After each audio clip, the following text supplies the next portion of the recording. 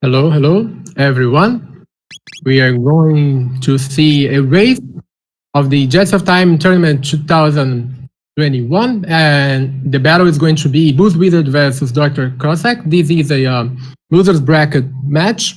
We are going to see the runners playing a Jets of Time C. Jets of Time is a Chrono Trigger open world randomizer. We have a total of 15 key items to grab. There are 3 possible goal modes to reach the end game, and we'll be talking about them as the race goes along. We are going to start very shortly. The race has begun.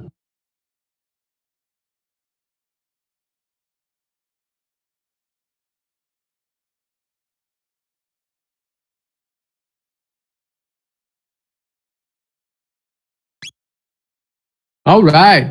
Okay, so yeah, the race has begun. We start at the time with 2 random characters, and we are seeing a very unique start here. We are starting with Chrono and Luca, which would be like a vanilla start for Jets of Time. Luca is a very powerful character to have in Jets of Time because with access to very strong AoE fire-based attacks such as Fire 2, Flare, and also strong techniques such as Mega Bomb. She can clear and wipe out screen bosses, and it's a very good character to have very early on.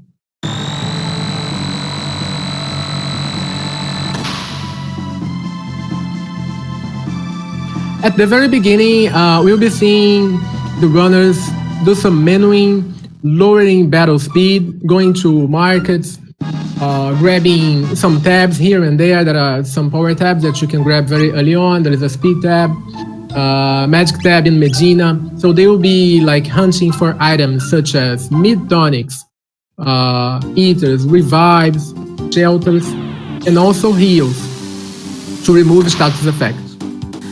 So usually the routing that we do as soon as we start is like going to the shops and also checking, as boozewizard is doing right now, is checking to see the key item that's available at the snail shop, which is the Chrono Trigger.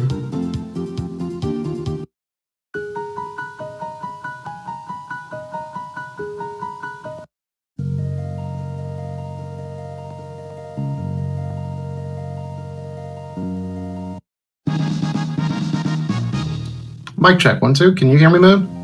Oh yeah, I can hear you now. I was getting worried. I don't know. It kind of disappeared on me. I was saying that having the Chrono Trigger, knowing where it is just as important.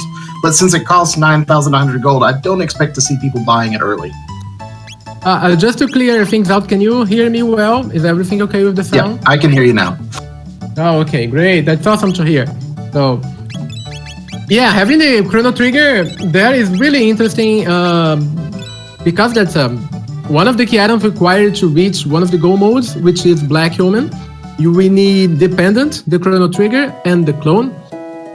If you have a very good party, that goal mode can be relatively fast. So let's see how this is going to play out.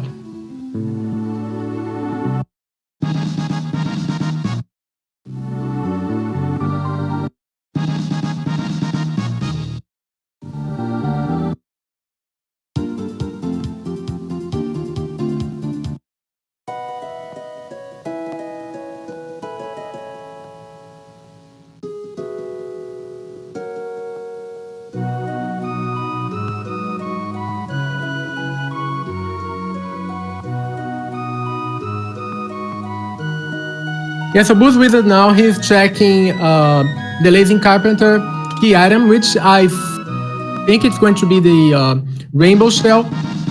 Yeah, he got the Prism Shard from the Rainbow Shell quest. So with the Prism Shard, you can access the vanilla side quest, but it requires Maul in the party.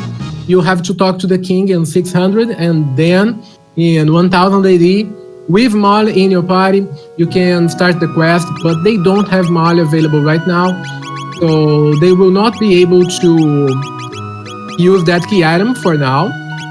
When you finish that key item quest, you do have access to another key item, but they can't use it right now because they don't have Mars. So we'll have to wait and see where's progress in this seed so far.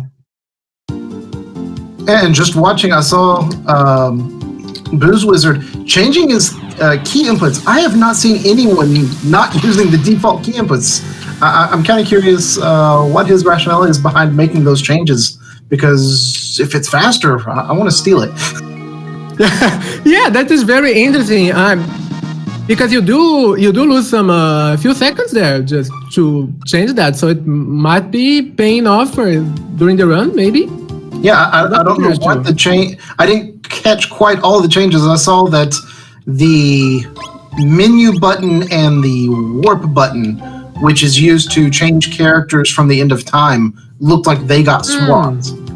Interesting. Maybe it's something he's used to and always does. I don't know. Yeah, that's a good question. Yeah. And it looks like Dr. Cossack's getting ready to make his way into the cathedral in 600 AD, which is typically the first dungeon we see.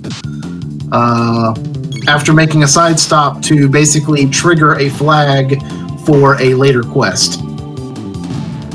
And meanwhile, boozewizard doing some quick fights in Guardia Forest. You will be able to access some tabs here. There is a power tab that you can grab. You also get some levels and you learn a few tech points. So it's a good strategy before heading into Cathedral, because then he will be able to use at least the first two techs. Oh, and we see Flare already. I was going to say, looks like you only need one. For sure. No need for two techs now. Nearly 2,000 damage to these poor Naga ants who have 60 health. Yeah, having Flare, unlocking Flare as the first tech of from Luca is amazing, because Flare is a really, really powerful technique and can help you out through the whole seed. And I don't think they will be swapping out Luca. No, but the downside of having Flare so early is that it is a MP hog. It takes 20 MP to cast. Luca at early levels has like 24 MP, so you can use it. It will finish the battle for you, but then you have to stop, menu, use 2 ethers, go on to the next battle, do it again if you're using flares for every battle. So it becomes very quickly a effort in managing the number of fights you have, so you manage the limited number of ethers you probably have. I didn't see how many ethers each person picked up, but typically it's somewhere between 30 and 60, which sounds like a lot until you start thinking, oh, I'm going to use two a pop for each fight, and that's 15 to 30 fights. Yeah, and you mentioned the high amount of MP that Flare costs. I didn't see any ethers at all in boozewizard's menu. Oh no, I don't think he has. That's. I was gonna say, I was seeing in chat, someone says, how many levels do we gain by fighting the Mystic Shop's enemies? You get, in the randomizer, you gain 5 levels by doing that fight first. And you're guaranteed to get enough tech points to learn the first tech. Unless you're Magus. Yes. Because Magus requires like 10 times as many tech points for his first tech. Yeah, usually there are a few battles that we can start with. The first one that we mainly choose is the market fight, which gives you access to your first tech and 5 levels. The other battle that you can get is the one in Guardia Forest in 600.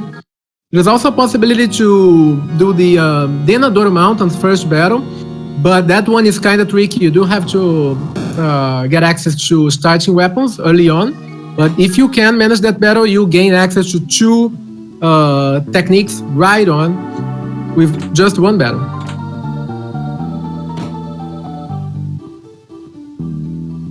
Yeah, so we see Dr. Cossack heading into the right portion of the cathedral. He will be able to access 4 extra chests there, but there is a time trade-off by doing that. So let's see if that's going to pay out or not.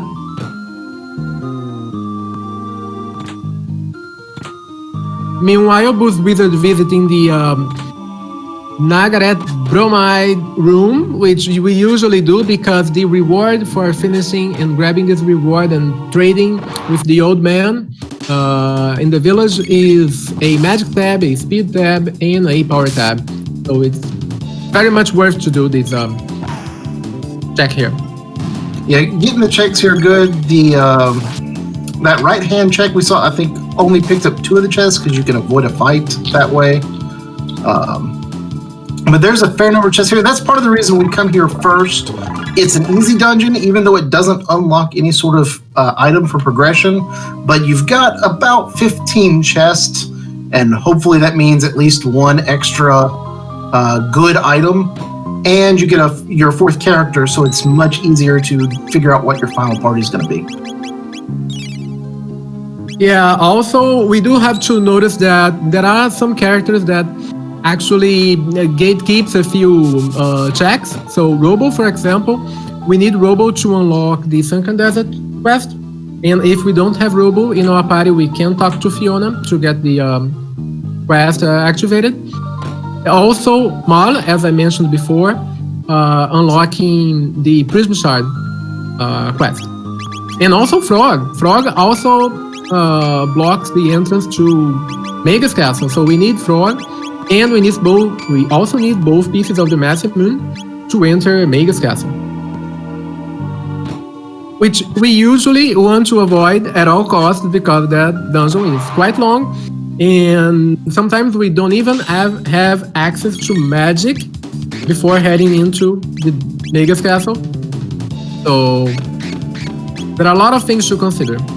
Yeah, it's not ideal having to do that early, and that brings up an interesting point about techs in the randomizer. Tech order obviously is randomized, hence why you're able to get Flare as your first tech.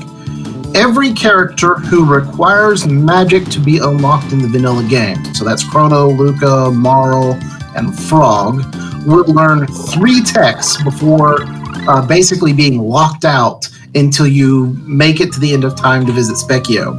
Ayla, Robo, and Magus, should you find him, can learn all of their techs from the get-go, don't have to go unlock magic. So sometimes you're kind of hoping to get at least one of those characters like we have today, just so that you have someone earning tech points the entire game. Yeah, and we do have to mention the possible ways to unlock magic. There are 3 possible ways to unlock magic in just of time. The first one that we usually want is having access to the gate key, which unlocks prehistory, and by going through the gate in prehistory, you can visit the end of time. So that's the fastest way to unlock magic. But if you don't have access or you don't find the gate key, the other possibility is clearing the factory in the future. And by clearing the factory, which requires about 5 minutes, depending on your party, and if you have lightning or not, by finishing the factory, you have access to the end of time. So you can unlock magic using that route. And the final, the one that we run away, mostly because it takes a lot of time, is going to the gate, through the gate, to the end of time, from 2000 BC, the Dark Ages. So we usually try to avoid that because by that time we want to have magic.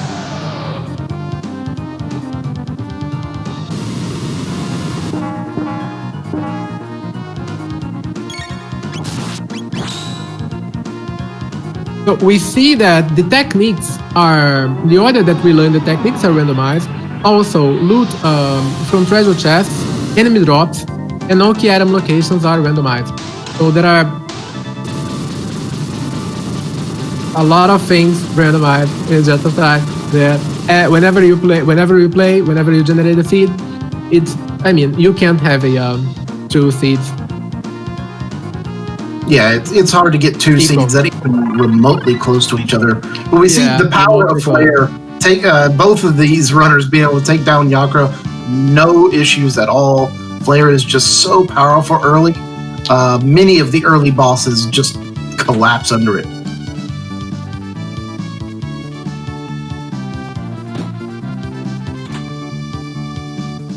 And we see vanilla Mar location. That is very interesting. by having Mali right now, they can start the Prism Shard quest. So just to do an overview of the checks they have available right now, they can go through Hackron Cave, beat Hackron, and get access to a key item from Taban. They can talk to the chef and get a key item from the chef. After this battle is usually what we do. There is also Sunken Desert, but that is blocked. Prism Shard, that is available right now because they have Mar. And also Denadoro Mountains. They also can climb Denadoro, beat Mass Immune, and unlock a key item from there. Alright, so Dr. Cossack, step out of the castle and save. The idea here is that you can come talk to the chef. He will give you an item, but you are forced to go across Xenon Bridge, where you have to go through 2 fights with Ozzy, plus a fight against Zombor. If it turns out the item you get is terrible, if you save before you talk to him, you can just hard reset and get out of the fight and not ever go talk to the chef. And they are not going to do that because they got the pendant. Yeah, I'm pretty sure that means everyone's going to go be climbing Xenon Bridge. Yeah. By having the pendant, they can unlock the Prism sequence and get into the future, which unlocks 3 more checks, and also the possibility to climb Death Peak, which is one of the go modes, one of the possible go modes. And right now, they only need 1 key item. They are 1 key item away to get go mode through Black Omen. This hit can be fast. I was about to say, they need 2 items, but no, the Chrono Trigger is sitting in Snail Shop. They just don't have it yet. Yeah, at least that's money can buy thing. So they money can buy success.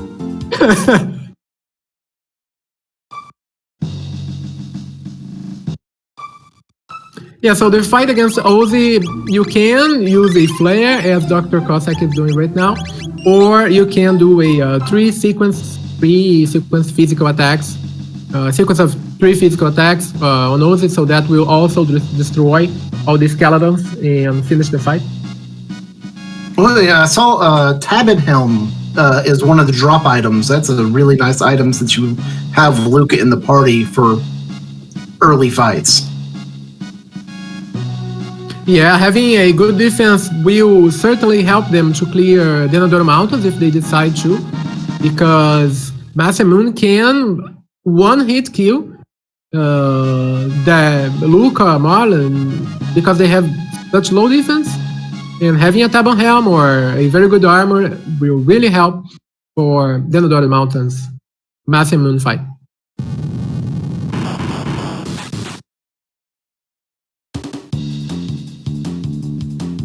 And we already see a party divergence here. Booth deciding to keep Chrono, while Dr. Cossack using Ayla.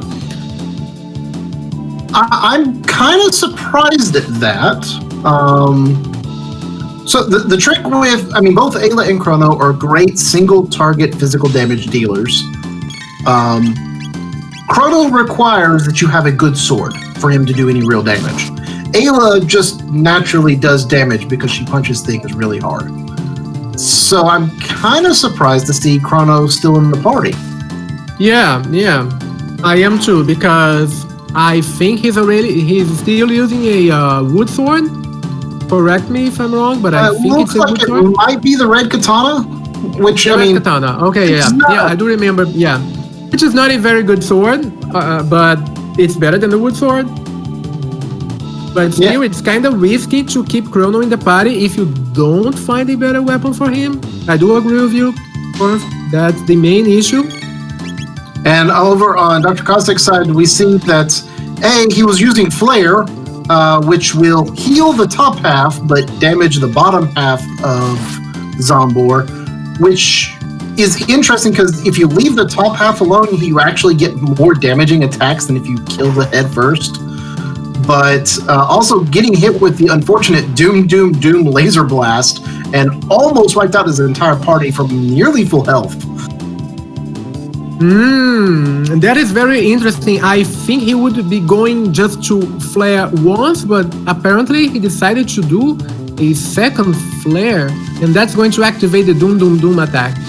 Because whenever the head it's only the head, then it's kind of risky because the attacks from the head are worse than the bottom. So the head is vulnerable to shadow and water or ice, and the bottom is vulnerable to fire or lightning. Well, I see the head now on Cossack side doing massive damage. It's 50 damage. But when your characters have a grand total of 150 health at the best case scenario, you don't have too much room for error. Oh, and do you see the Cossack will reset? What happened? I don't know. And he wasn't in such a bad situation to do that. I think. Well, he doesn't have the pendant anymore either. Oh.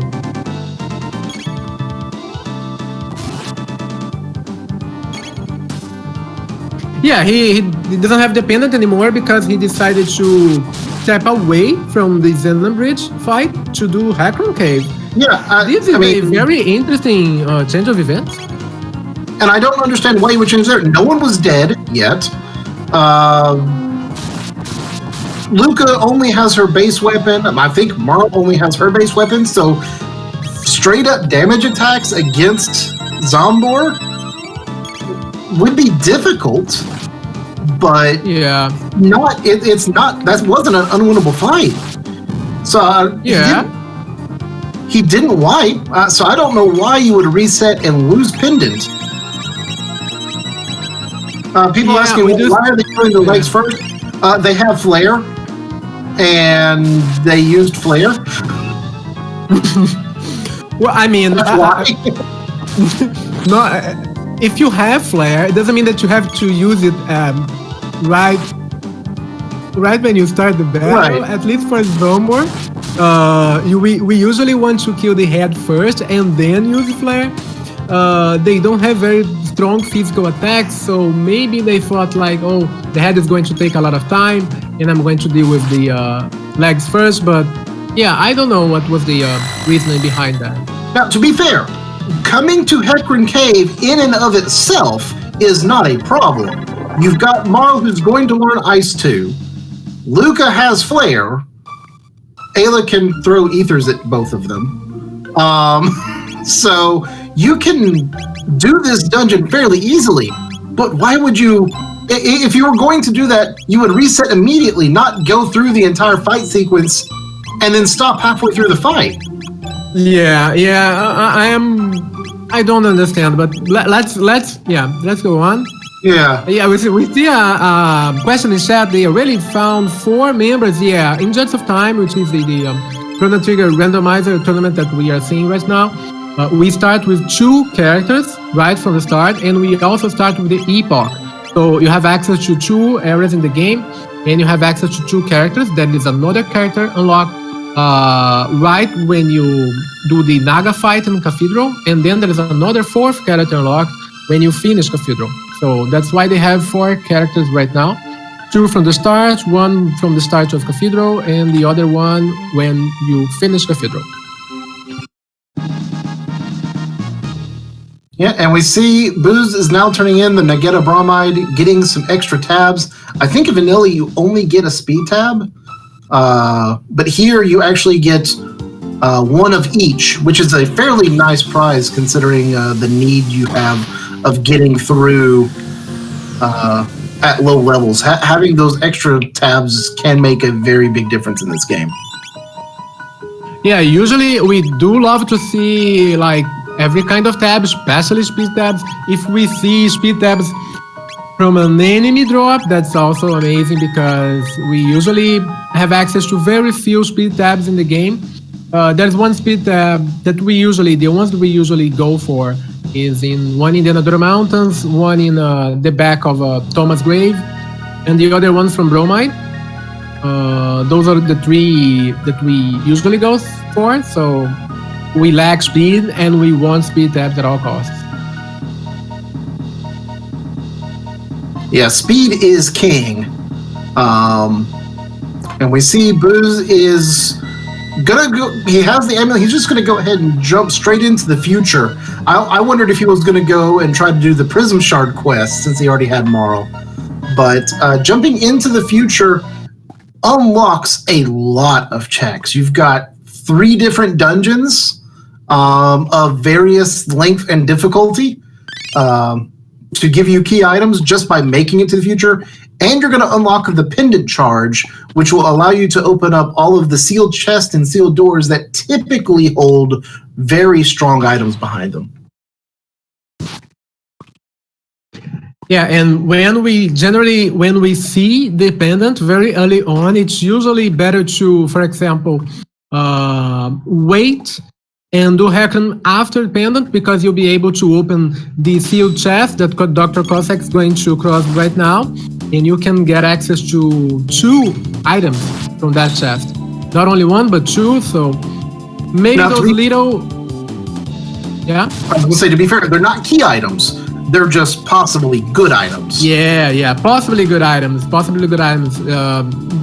but those little small route optimizations usually helps to save some time and get some better gear.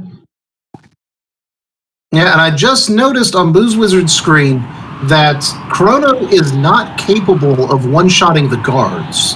Typically, when you come to the prison, you want to come into the prison with a character capable of doing 100 damage with an auto attack or with some quick magic.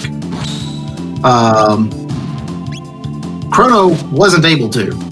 Now, he does if he crits, but his base auto attack is only 90 damage, so it takes 2 extra attacks. So that's going to take a little bit extra time.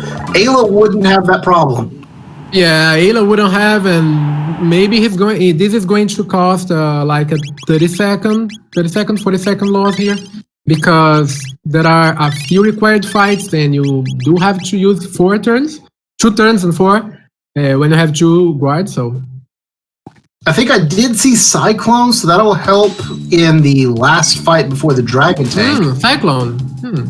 That's a tech we don't normally get to see used much, because why would you use Cyclone when you can use Flare? But yeah, exactly. And on Dr. Cossack, we are seeing the battle against Hekran. I was going to make some commentary about how the way that battle works, but apparently with Flare, I mean, we don't have to see Hekran very much. He's only vulnerable to magic, but we have the ultimate magic fire magic attack. So. Yeah, how the Hekran fight works today: have Flare, press Flare, celebrate. Yeah, after finishing that fight, Dr. Cossack is going to visit Lucas' house, talk to Taban, and get access to a key item. Oh, it's the jerky. The jerky is a key item that it's not bad, but it doesn't give you that progression that we want. It doesn't make you closer to your go mode, but it does give you a very high tire, very good item, high tire item. Yeah, it gives you a strong item, but we know where the progression is. The progression's behind Xenon Bridge. That Cossack's gonna have to go back and do.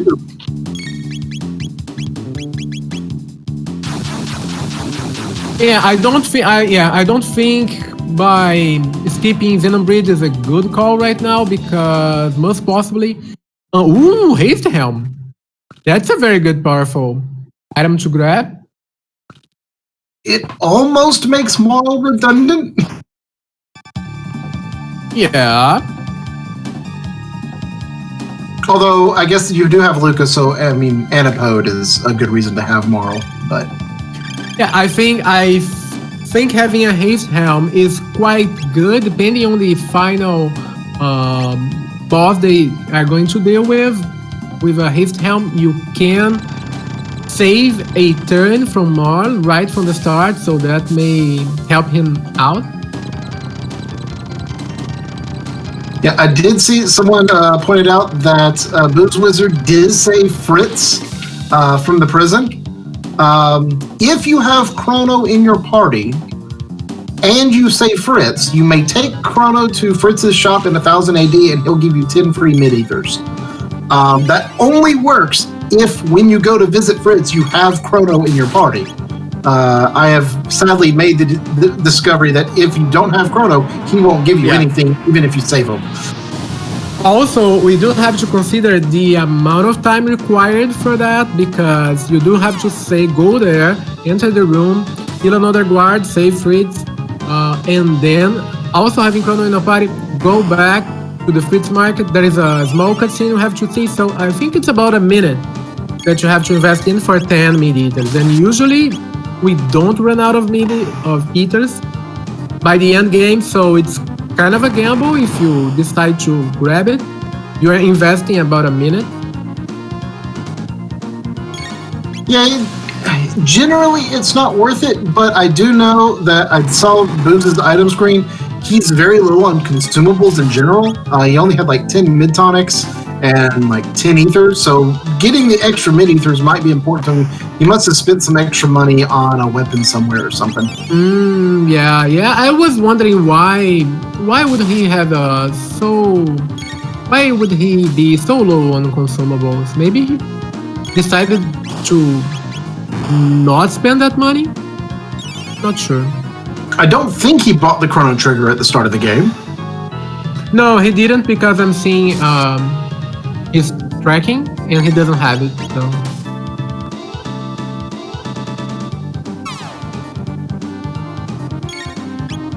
Ooh, a slasher in the green dream. That's going to make Chrono much better. That's an improvement from the red katana. And we see Dr. Cossack going back to the Xenon Bridge to get a pendant. That's boozewizard there with a slight advantage because he's already done that and is finishing the prison sequence and heading into the future.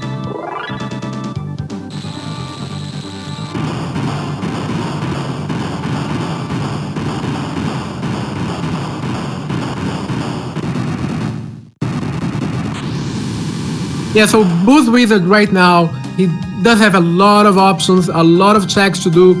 He has just unlocked 3 more checks in the future. Also, a lot of possible chests and locations to go and grab some items. There is a Son of Sun chest check that he has unlocked, Ares Dome check, and also Geno Dome. There is the possibility of clearing the factory and unlocking magic. I don't know if he's going to do that because usually we want to save the time required to clear the factory.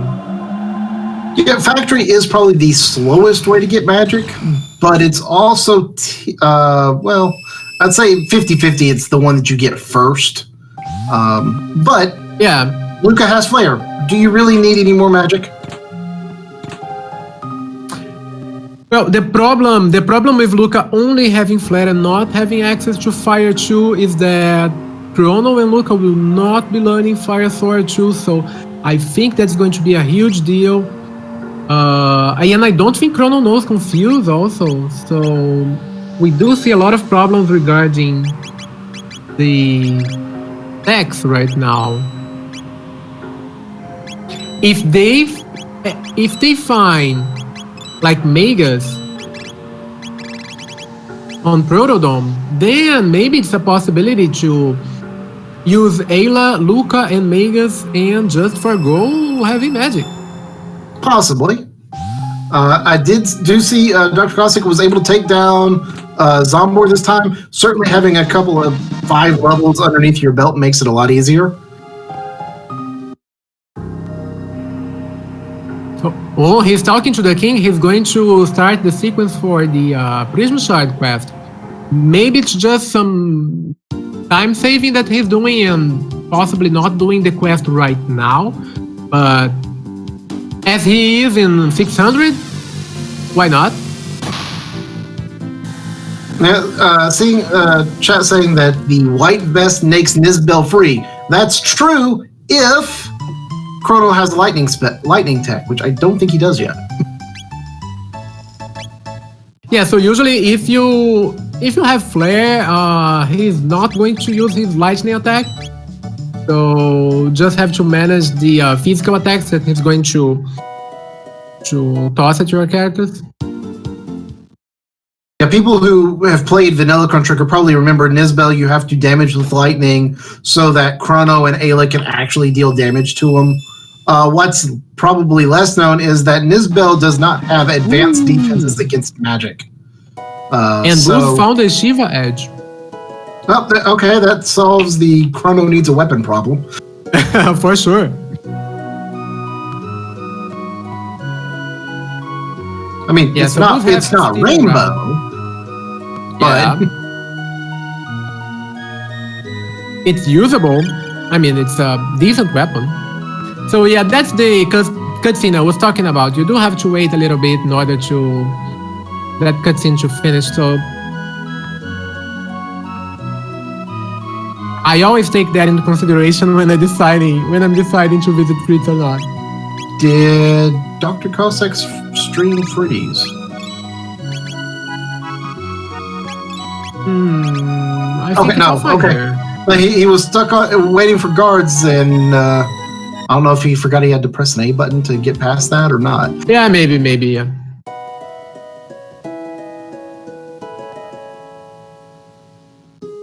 And Booz is just doing all of the sealed chest checks.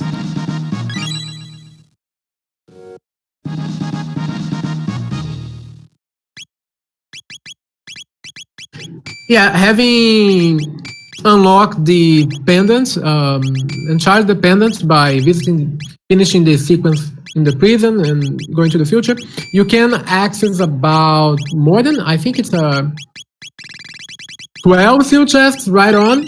If you have Frog, and you can also access some more chests. If you have, one extra chest from the Magic Cave. So that's about 13 sealed chests.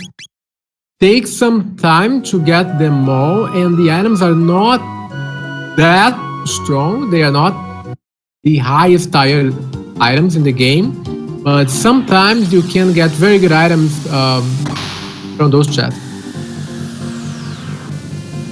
All right, and Cossack making his way through the prison. Now we see Ayla is doing 100 damage, barely, to the guards here. Looks to be doing about 104 damage without critting. And boozewizard now heading to the factory. He's going to go ahead and go unlock magic.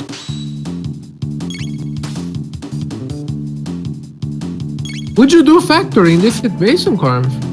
I'm thinking if I would. Probably not. I have Flare, which will get me through the mid-game portion. Yeah.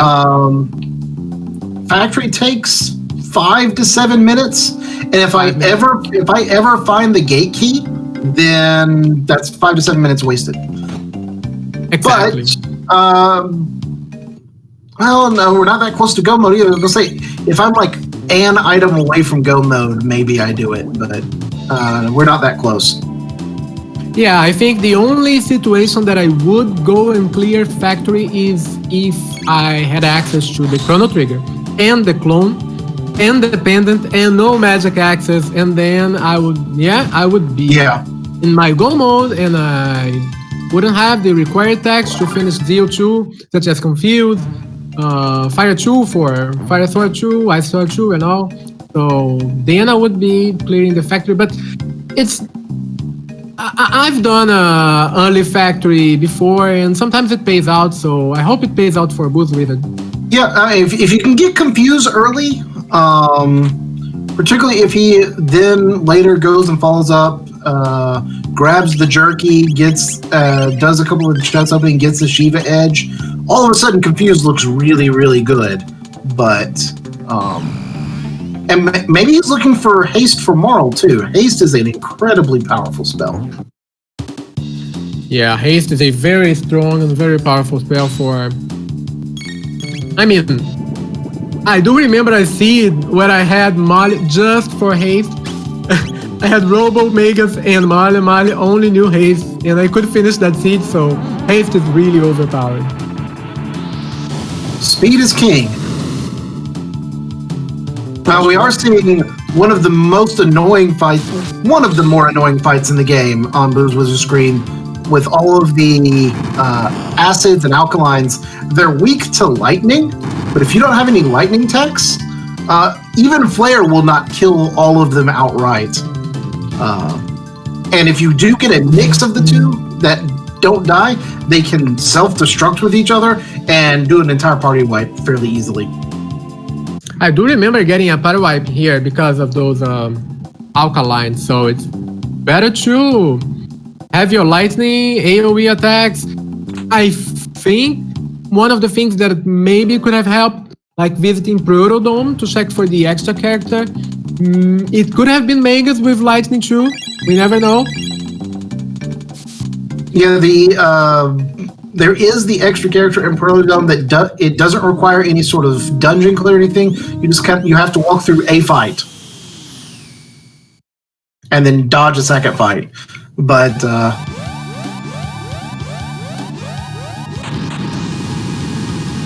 yeah, we are missing Robo, who could be used to unlock a key item. That would be important to find. Frog. Not for now. Not for now. Magus is nice, but I think both of them have the party they want for their end game already. So yeah, it seems so. But potentially finding Robo to unlock the desert check so that you can get the key item for finishing the desert quest could be important. Yeah, even if it was for sure, if it was Magus, he does have an amulet, and you can sell his armor and his weapon and his helmet for gold, so there's also that. Seeing in chat, why are there only 4 robots? Because it's possible in the randomizer that you would end up here at like level 10, and if you have 6 of them and no AoE techs, the counterattacks you get when all 6 of them are there will almost guarantee a party wipe. So they dropped it down to 4 to make the fight a bit more bearable at super low levels. Now that is very interesting that we see boozewizard unlocking twice 2 for mod and thus unlocking Antipode 3. That is one of the, if not the best dual tech in the game. And very powerful. I just noticed drcossack skipped one of the sealed doors. He did? Yeah, he skipped the first. At least I think he did. He skipped the first one? Or did I just miss him walking in because it was so quick? No, I think I saw him grabbing a dash ring from there. Okay. And on boozewizard screen, it was Magus in the Protodome, and boozewizard said, "Nah, I don't want to take the possibly a vampire time travel out of space man with us." I wonder if he's not grabbing Magus at all, or getting Magus to his party. Not to his party, but because even if you just consider his free amulet, that's 50,000 gold that you are not going to spend if you decide to use them. Or 25,000 gold to spend on something else. Yeah, exactly.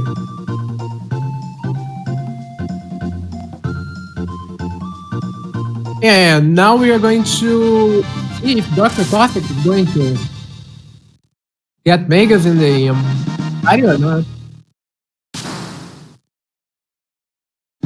Who's doing the sequence to unlock magic?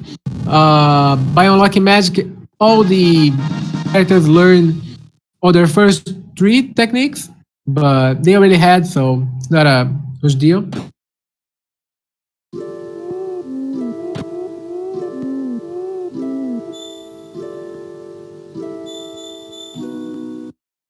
And Cossack's picking up the Magus, saying, "Yes, I want that. I'll take that over Ayla," and it already has dark matter. And yeah, so I do. I was gonna say he's not going to unlock magic, but he hasn't done the factory, so yeah.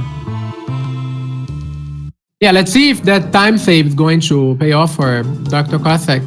Boozewizard started factory at minute 37 sharp, and that was about 6 minutes. So that's a considerable time to invest in unlocking magic. Hope that pays out. Yeah, and we are now heading into Eris Dome, which is probably the easiest of the 3 key items to obtain, unless you happen to have a bunch of red vests.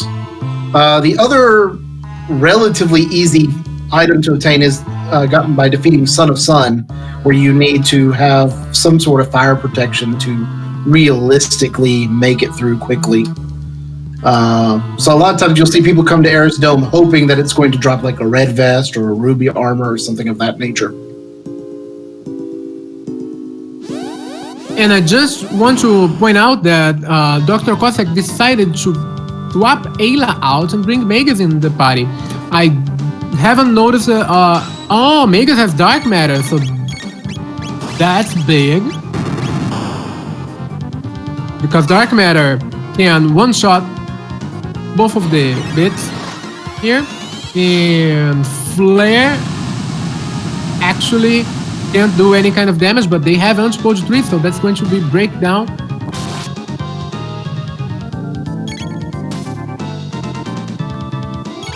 Breakdown shortly. But yeah, the trick is dark matter is able to one-shot the 2 small bits and do damage to the center. Flare will one-shot the small bits, but not do damage to the center. And Boo's actually getting the quicker kill. Wow. Thanks to Chrono, Shiva Edge 4 times crits. Yeah, why did Boozewizard skip getting Magus? That is a good question. We can have some theories, but he has Chrono with a Shiva Edge, so he isn't going to bring him into his party. But as we said before, having an extra amulet, and you can sell it. Maybe he just wanted to save the time, because unlocking the character in Protodome, it's like 25 seconds maybe. So that's a time save.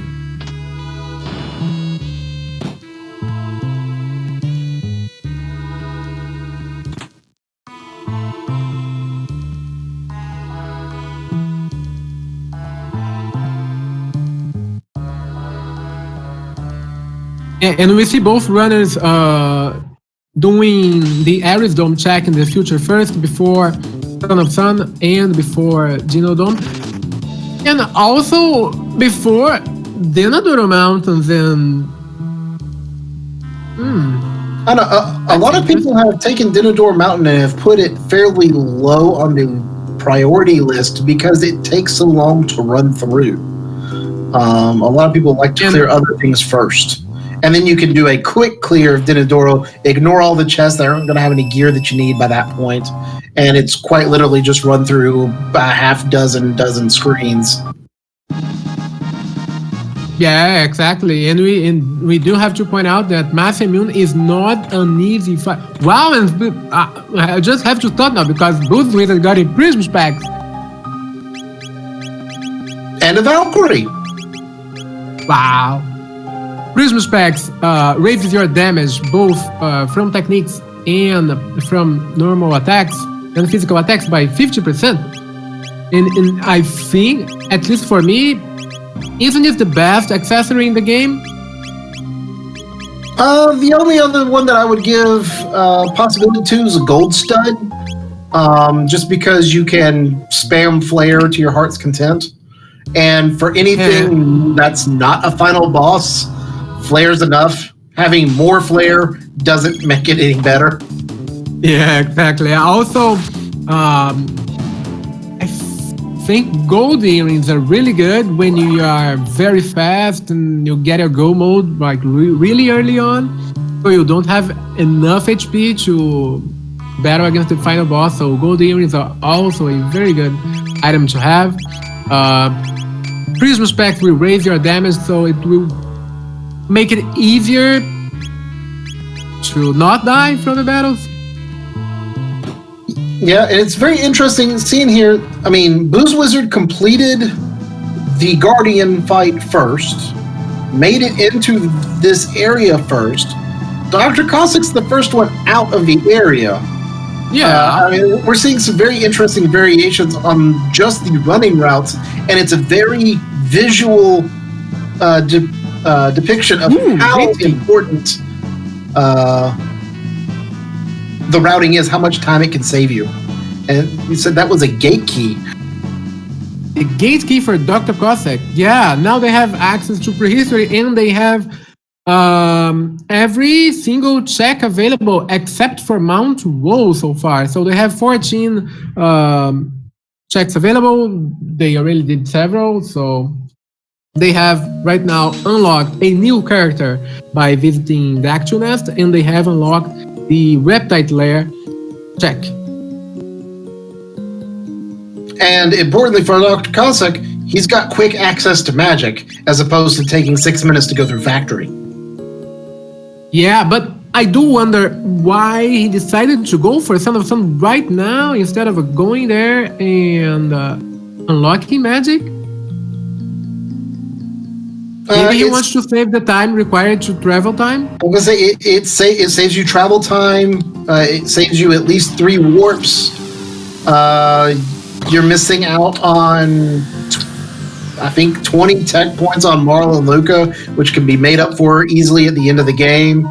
Yeah. So you don't lose that much. The question in chat, is boss HP randomized? So, no, the boss's HP are fixed, except for Magus and Tyranno. They do have a semi-random HP, so it varies. There are a few thousand HP from 8 to 13, if I'm not mistaken. Yeah, I know for Tyranno, it's 8 to 13,000 HP in 1,000 HP increments, and it is somewhat randomized. Magus Castle, I don't remember. I know it's different, but I don't remember what the number is. But most bosses have a static HP value, and most of them are close to vanilla values. Lavos is slightly lower than vanilla. Yeah, so there are a few differences here and there. For example, the left pod is 3,000 HP instead of 2,000. The center, the Lavos core is 8,000 instead of 10,000. And the right is 20,000 instead of 30,000.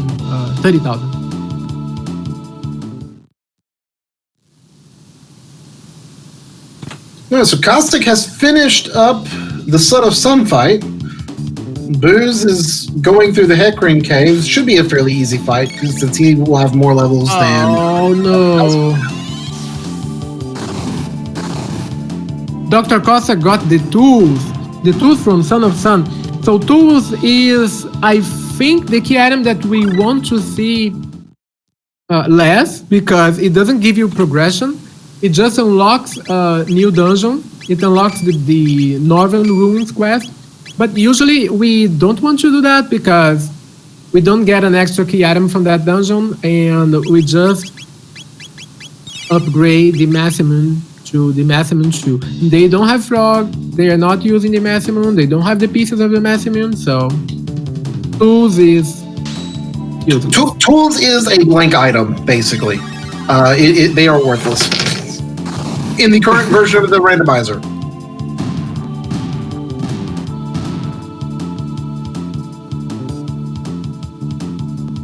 Alright, so now Cossix is heading to go unlock magic, it looks like. And Booz is going through the Hecarim Cave, which we know already has the dirt key. So, not going to give him progression.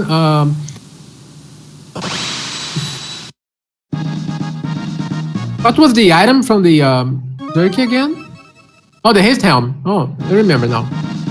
Yeah, that's very important. Yeah, it looks like the sealed chest in Hecarim's cave did not have anything too great in it. Had a third eye, which Oh, is yeah. an evasion item, and a dream gun, which might not be bad for Luca, but it's still not flare.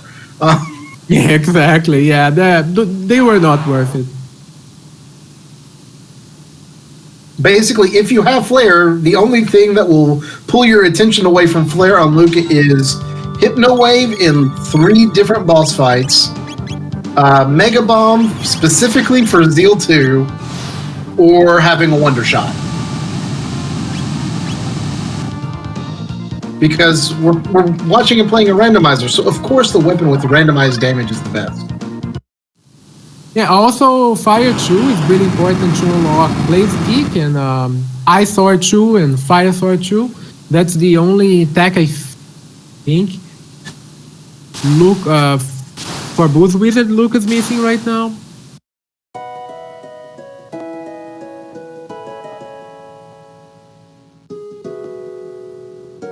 So what does Specchio give you? What Specchio does is he unlocks the ability to learn past the 3rd tech. So in vanilla Chrono Trigger, Chrono, Marl, Luca, and Frog can learn their first 2 techs, and then you go visit Specchio, he gives you the 3rd tech and unlocks magic. In Jets, you get 3 techs, because we wanted to have a slightly better chance of having at least 1 magic tech in your first 3 so that you could do Hecarim. But those who have to unlock magic can only get those 3 techs until they speak to Specchio.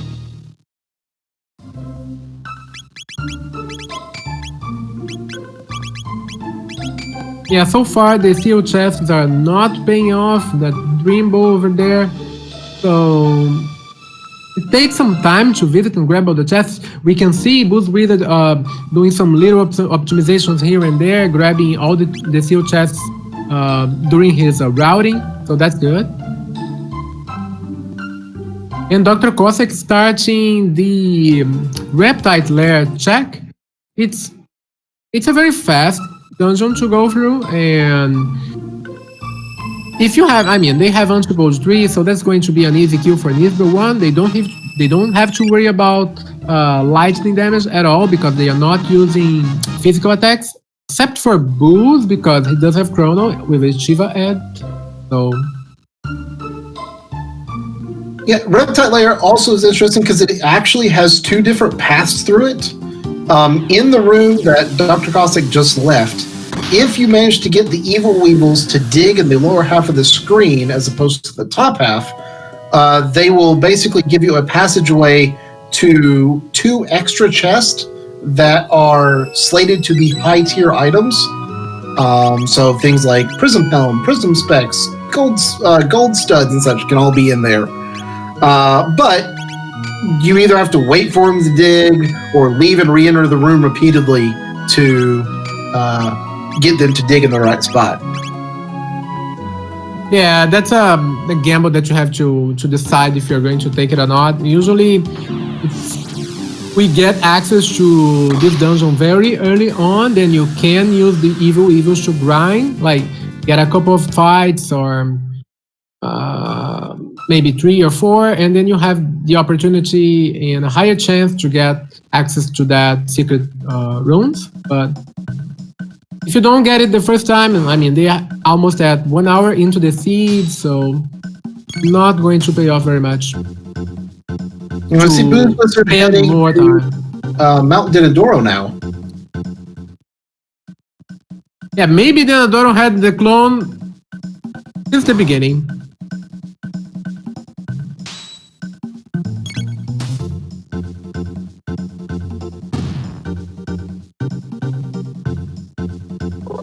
So Denadoro Mountains is a very fast check. You can actually skip every single fight except from this fight that Booz is going to take right now. This one you can run away, you can't skip.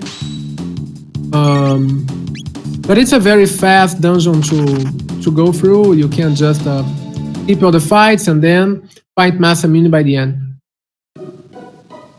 And by coming here later, you are in a much stronger position. You're not risking Marl and Luca being one-shot by Masamune. His punches will do about 150 damage.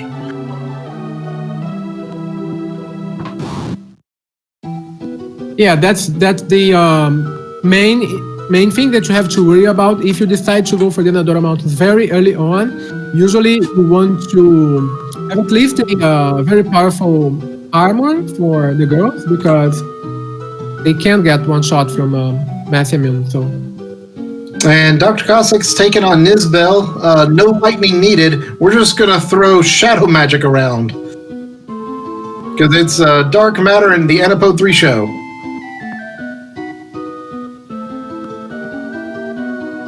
And Boo's doing a very good routing for the other mountains, is skipping everything. And he's going to battle against Mass Immune very soon. Yeah. Important to know for everyone, mountains are nice. This is the life. Yeah, I'm always wondering in myself if that magic tab is worth the 11 seconds that we have to spend on. I know mountains are nice and this is the life, but it's only one magic tab. It's a Robo Ribbon. Oh no! Oh no! Dr. Cossack is not having much luck with his checks lately. And so what the Robo Ribbon is, it is an accessory for Robo that does what his special quest did in the vanilla game. You went and talked to, I don't even remember her name now. The other robot. You go talk to her, and she would, after you beat her, she would give you basically an upgrade that was not an item. Since we couldn't guarantee that you would be facing them, we turned that upgrade into an item. And if you have Robo, you can just equip it and use it. But Atropos? Yes, Atropos. Yes. I kept wanting to say Anipodos. I was like, no, Anipodos is the spell. Yeah, so Robo's Ribbon gives you Sunshades effect. Also, side scope effect, which shows enemy HP values, and it also gives you auto barriers, so you're protected against magic attacks. But you can only use it on Robo. And as we can compare from the trackers, Cossack has done 3 more checks for key items than boozewizard for now. But fortunately for boozewizard, those checks are, tools? Oh yeah, I forgot to... Yeah, I forgot to check the jerky. I forgot, to check the jerky. So there's a 2 item difference. 2 key item difference, which is the Robo's Ribbon. And tools. Robo's Ribbon from Reptile Player. And tools from Son of Sun. Tools from Son of Sun.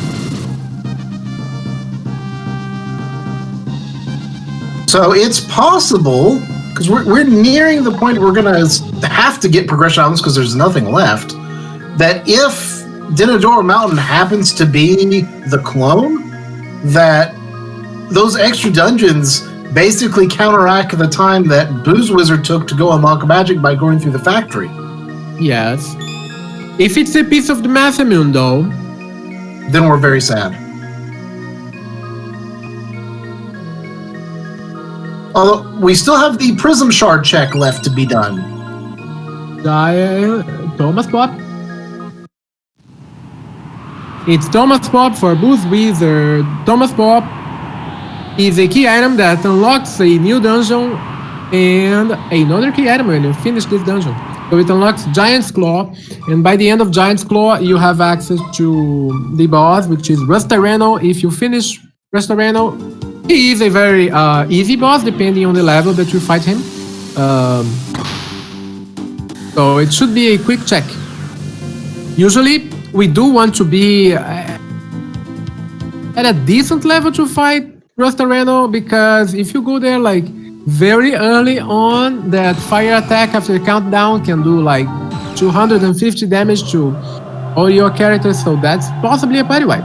I got a party wipe from Rustareno recently because I thought, okay, let's go. But very early on, gotta take care. Use barriers. Use All right, fire looks like protection. Booze is going to be heading to Reptile Lair shortly. Maybe.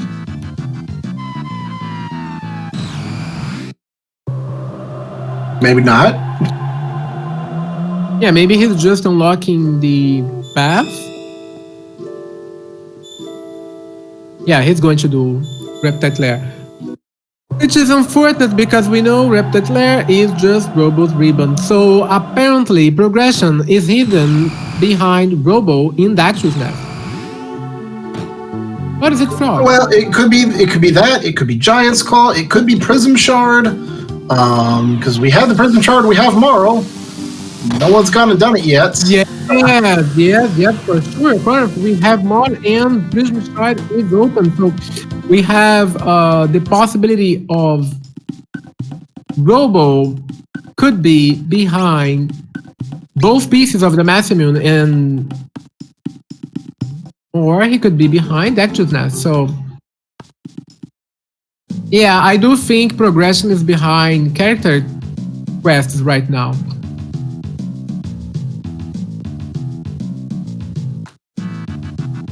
So, given the layout that we have, for this seed to send us through Magus's castle, we would have to have something that would grab us 2 key items without giving us a clone. So, I mean, getting into Magus's castle right now is looking unlikely, but... oh, he didn't get this key. Yeah, it's very unlikely right now. But I mean, we've got still nearly 6 checks available to us. Maybe we do have an option if we do have a possibility of Prism Shard unlocking a piece of the sword, Robo unlocking another piece of the sword. So that would unlock the Mount Roll check, which would then give them progression. Uh-oh.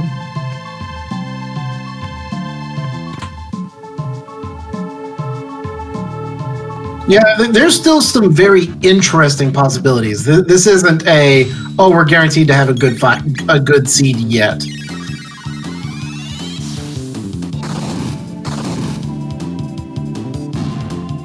Yeah, and by minute 15, I was telling, they are only 1 item away from go mode.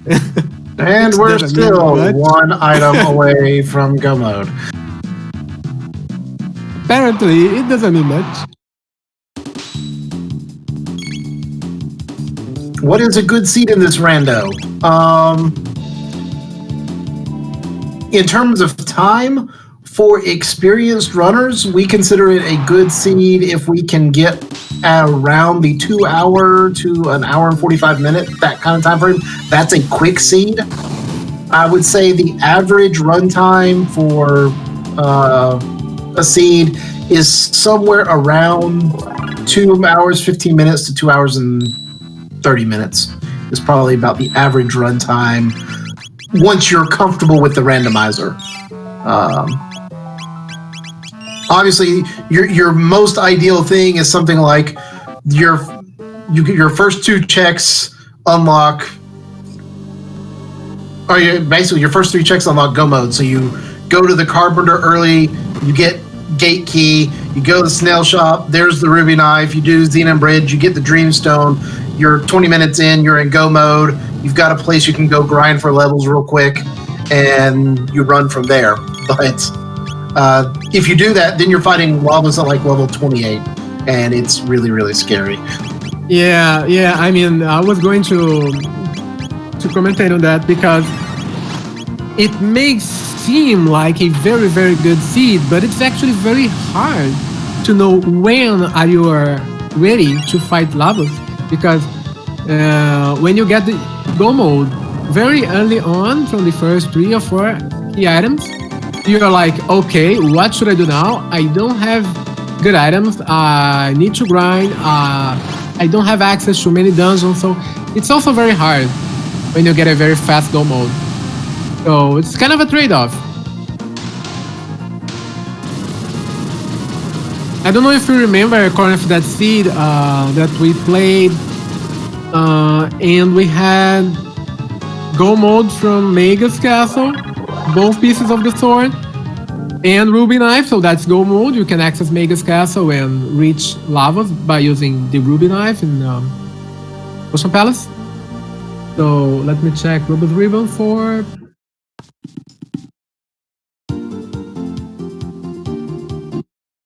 And then I play, I think it was a seed from me, Proki, and Shokosura. We had Go mode very early on, but we didn't have access to magic.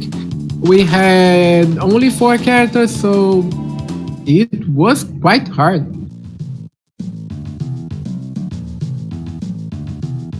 Yeah, that is one of my favorite things about the randomizers, that just getting the Gomo items doesn't necessarily mean that you're ready to go, and that's not all the decision making you have to make. Even once you're in go mode, there are still decisions to make that are important, and even then it's not just about execution. Execution plays an important part, but decision making is just as important. Exactly. There are a lot of things to think about. You have to think about your body composition, the techniques that you are going to use, the amount of tech points that are required to learn the techniques. If you are able to learn the dual techs that you need, you have to know which are the single techniques that will give you access to the dual techs or even triple techs if you plan to use them. Also items, you have to plan out the items that you're going to use, the accessories, which characters are going to absorb which element for each battle. So there's a lot of things to plan out. So that's why this random is really fun to play. Yeah. And speaking of decision making, we see Dr. Cossack has gone. He's done the triggers for the Giant's Claw. Boozewizard is taking the time to go climb Dactyl's Peak to see what character happens to be present up there. So we'll find out whether or not Robo is locked behind Dactyl's Peak or if he's actually locked behind 2 pieces of a sword. Yeah, that's why usually it's Vanilla Frog. So Booz is unlocking Robo, so this may give him an advantage because if he decides to do the desert check or even Prism Shard, he may be ahead. This is a very close race. Despite the number of different items between the 2 racers, it's actually a very close race because all the extra items we found are fluff. They're not needed.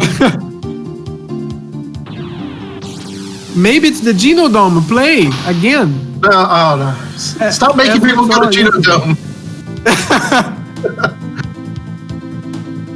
You won your race yesterday because of that. I did. Genodome is the bane of all racers. You know what? I'm going to do Mount Woe as soon as I unlock it, just to get my go mode, like for the memes. All right, so it does look like Booz is going to go straight desert. Ooh. So we'll see how much that pays off. The trick to the desert fight is technically you don't have to have Robo to beat the desert. You just have to have Robo to get the key item.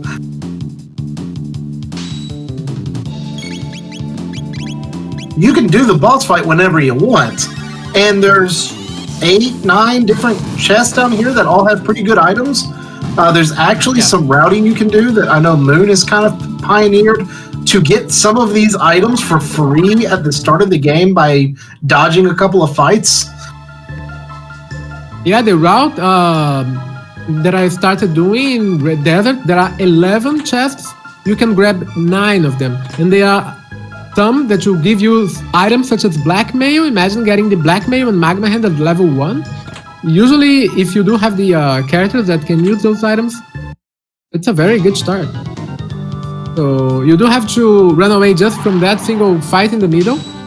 There is a weird routing that you can grab some chests in the upper level, and all except the one behind Red Knight from the lower level.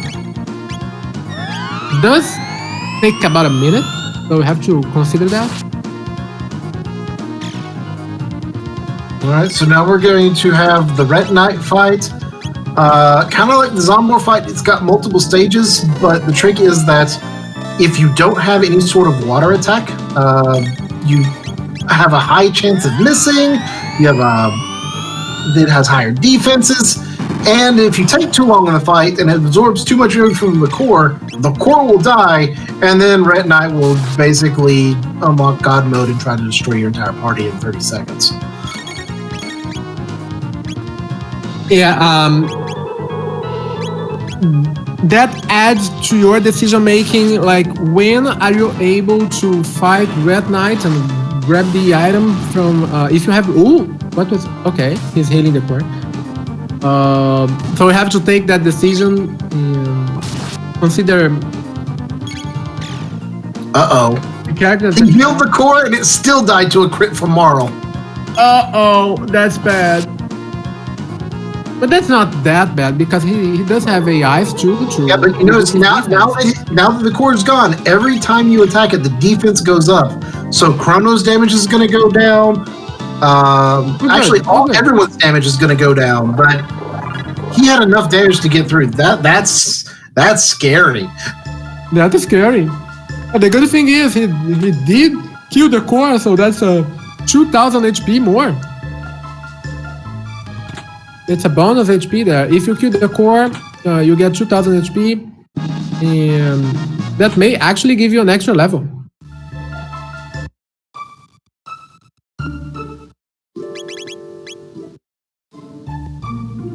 Okay, I'm very curious right now to see what is the key item that we're going to grab here, because if it's the Chrono trigger. The Chrono trigger's at the snail stop, so we need the clone. Yeah, so if it's the clone, they are going to be in go mode. 1 hour 16, though that's still a possible sub 2 seed, but we'll have to wait and see. There are a lot of items. Could be like a piece of the sword, so let's see. So the nice thing about this shop, it always has lapises, which are an AoE heal item. Basically, it's like giving everyone a mid-tonic all at once. But they're expensive. I mean, the question is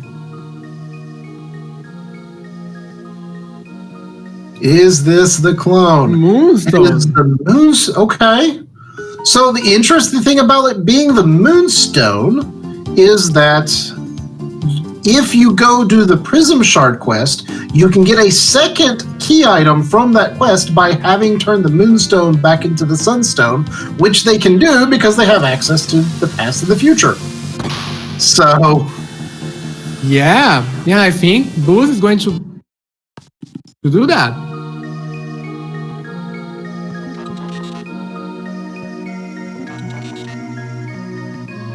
It's very interesting right now that we have Dr. Cossack doing Giant's Claw, and maybe Giant's Claw will give him the go mode. So this is the point on the race that it's just so hard to be make it or break it for either one of them. It's one of those. It's hard to tell who's really in the lead because you have the Divergent Pass, but it's really exciting because having the Divergent Pass just means that you can sit back and say, it's like, okay, we're going to come close to this, we're going to come close to that, and everyone's just going to bounce around each other. So, question for chat, what are the go mode items anyway? So there are 3 possible go modes that we have available. So the first go mode is by having both pieces of the sword, bent hilt, bent sword, and the ruby knife. They don't have any of those items. You could forge the Massy Moon, have access to Magus Castle, and then lock Dark Ages, reach Lavos by going through the Ocean Palace route. The other go mode possibility is Gate Key, Dreamstone, and the Ruby Knife. Gate Key unlocks Prehistory, Dreamstone unlocks Terreno Lair, so you can access Dark Ages and then use the Ruby Knife to go through Ocean Palace and beat Lavos. And the final one, which I think it's going to be the one that we'll be seeing today is the pendant, Chrono Trigger, and the clone. So you can use both clone and the Chrono Trigger to enable access to the Death Peak. And by finishing Death Peak, you unlock Black Yeoman, which unlocks ZO2 as the final boss. So if you beat ZO2, then that's the end of the seed. Yep, and you're right. In vanilla, the epic could go visit Lavos at any point, but the epic in the randomizer cannot go to 1999 until you have attempted to fight him once at Ocean Palace and failed. Also, the bucket at the end of time does not become accessible until you've fought him once at the Ocean Palace and failed. Exactly. Luckily, he doesn't kill whoever your lead character is if you fail.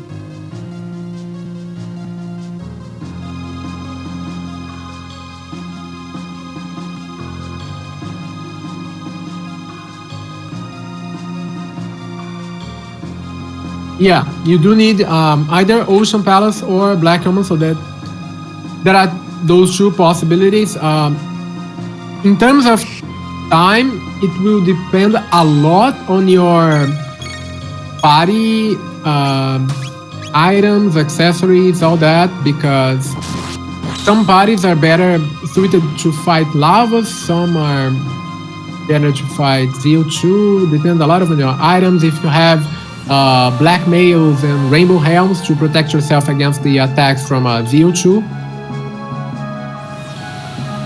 Yep, I've just noticed something. Dr. Cossack's entire team has changed.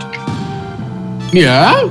Marl and Luca are gone and are replaced by Magus and Robo. And he's fighting the Robos to get back points, so that is quite a time investment there. But if this key item from Giant's Claw gives him go mode, so that's a huge advantage he's going to grab.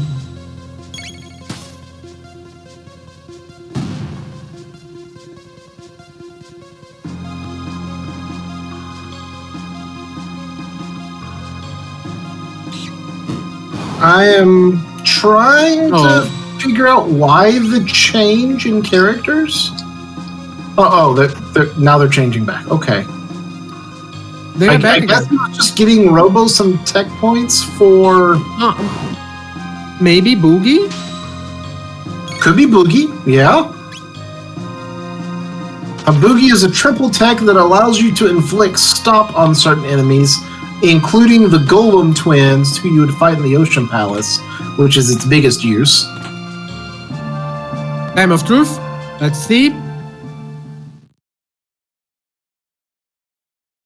So this is the first key item from the Prism Shard quest, and we get a clone! Ooh.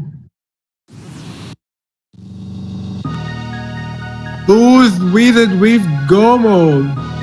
Sort of. He still has to go buy the other part. That's the easy thing to do.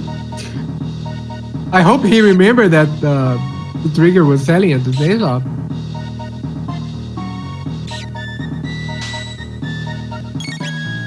So yeah, hopefully they remember where that is. Now I'm curious to see what Dr. Cossack's going to get. It is entirely possible he might start looking at like double go modes, double different go modes.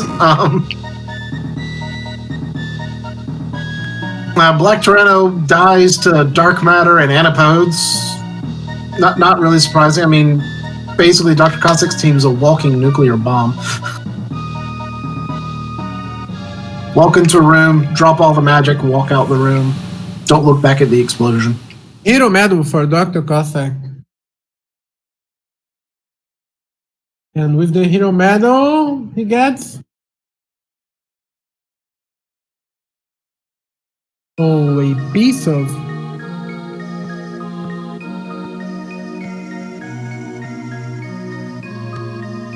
Yeah, so we're gonna see him unlock the hero medal, which will give us another item check. So we know the Sunstone exists out there, so it's not gonna be the Sunstone. I'm gonna guess that it's like Ruby Knife or something. And it's a bent sword.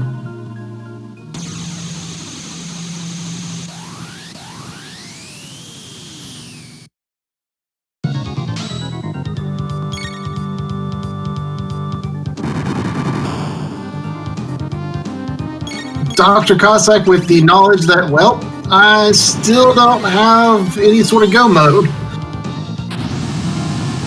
And just being shown repeatedly, here's a wild goose chase, here's a wild goose chase, here's a wild goose chase.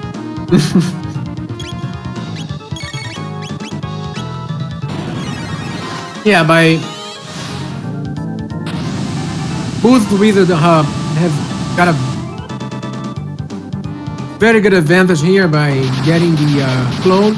So he knows where the Chrono Trigger is. He needs just to buy it, and he's going to be able to unlock that peak, climb that peak, and oh no, Dr. Cossack was looking for the Prism Shard quest, and he walked over to where you would go to the courtroom, but of course he was in the wrong time period. But I don't think he's actually talked to the king to trigger the quest yet.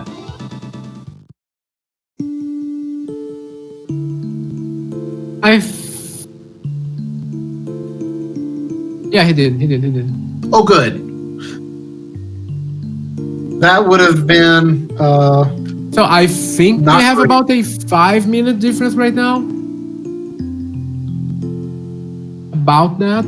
Yeah, basically you're one dungeon removed. But Des Peak and Black Omen both have a few skips that you can do to make up some time, and are very party dependent on how quick they are to clear. Exactly. Given their current team compositions, Dr. Cossack's team can make it through the first half of Black Omen very quickly, because the Terra Mutant, the Giga Mutant are all weak to magic, and he's got all the magic he possibly needs. But boozewizard has the better damage for the Elder Lavo spawn, Zeal 2, and yeah, exactly. That may give him a really good advantage, because the last fight, if you're not able to deal 10,000 damage, which is half of ZO2, I mean, her HP is 20,000. If you can do 10,000, you're going to unlock the halation attack, and she is not going to use a very powerful attack that may party wipe you, which is Hexagon Mist. So we want to run away from that attack.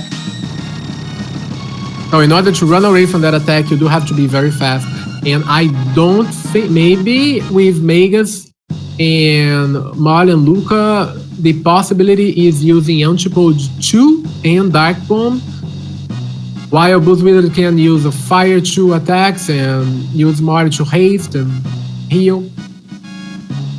So let's see. Yeah, even as they're both going to have go mode at almost the same time, having a 3-5 minute lead at this point is nothing. It's nothing, yeah. So Booz decided to do an actual check here and get another sealed chest.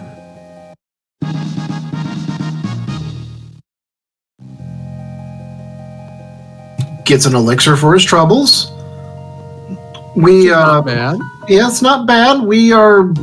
I mean, every moment he takes right now, though, to do these checks, because he still hasn't gone and bought the clone yet. Yeah, and he decided to grab the Moonstone reward, and yeah, he got the Ruby Knife. Does he not remember where the Chrono Trigger is? Uh-oh.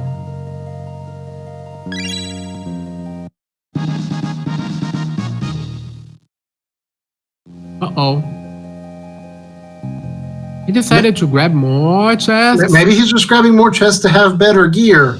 But put us out of our misery. Go buy the Chrono Trigger.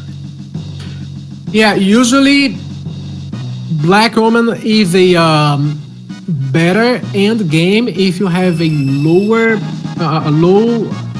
leveled party, because you usually have access to a lot of high-end items in Black Omen. So, and you also have access to some fights which will give you a lot of experience points.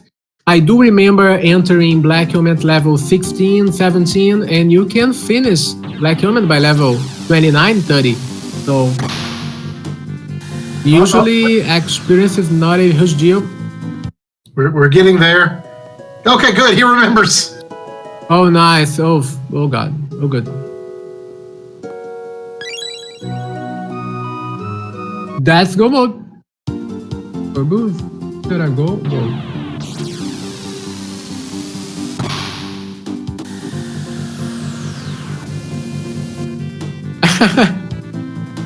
Yeah, we are good now. We are good.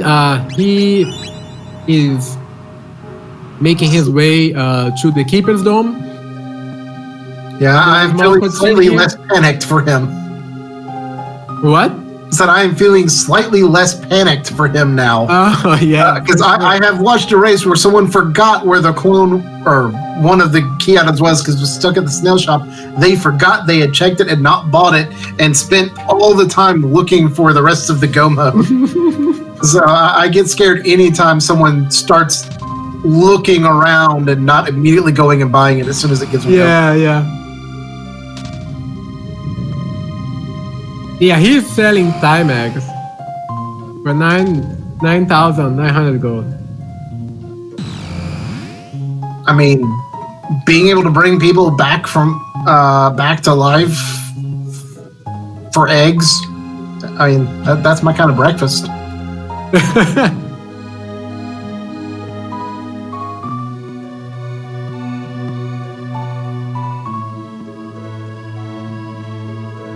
Also, Dr. Cossack, by not having the Moonstone, he's not going to check for the Ruby Knife there, and that's going to save him a few seconds too. Oh, this is very close. Does he spend time going to a couple of sealed chests or anything, or does he go straight for the clone? And more party chases.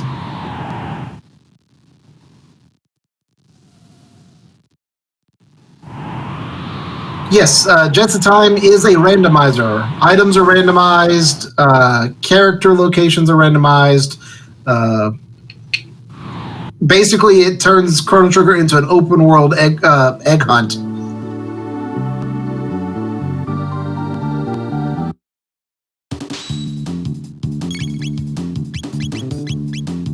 Chrono Trigger free enterprise.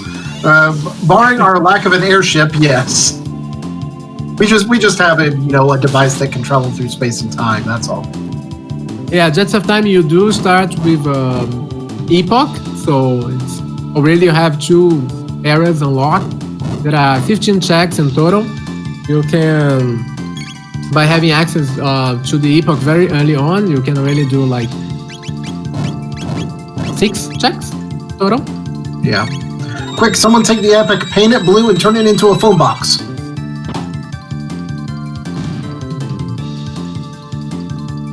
No one? Why? Oh, okay. Doctor Who. Yeah, he has the TARDIS. It's a blue phone box, and it travels through space and time. I mean, why Dr. Cossack is... okay, he's going to buy the...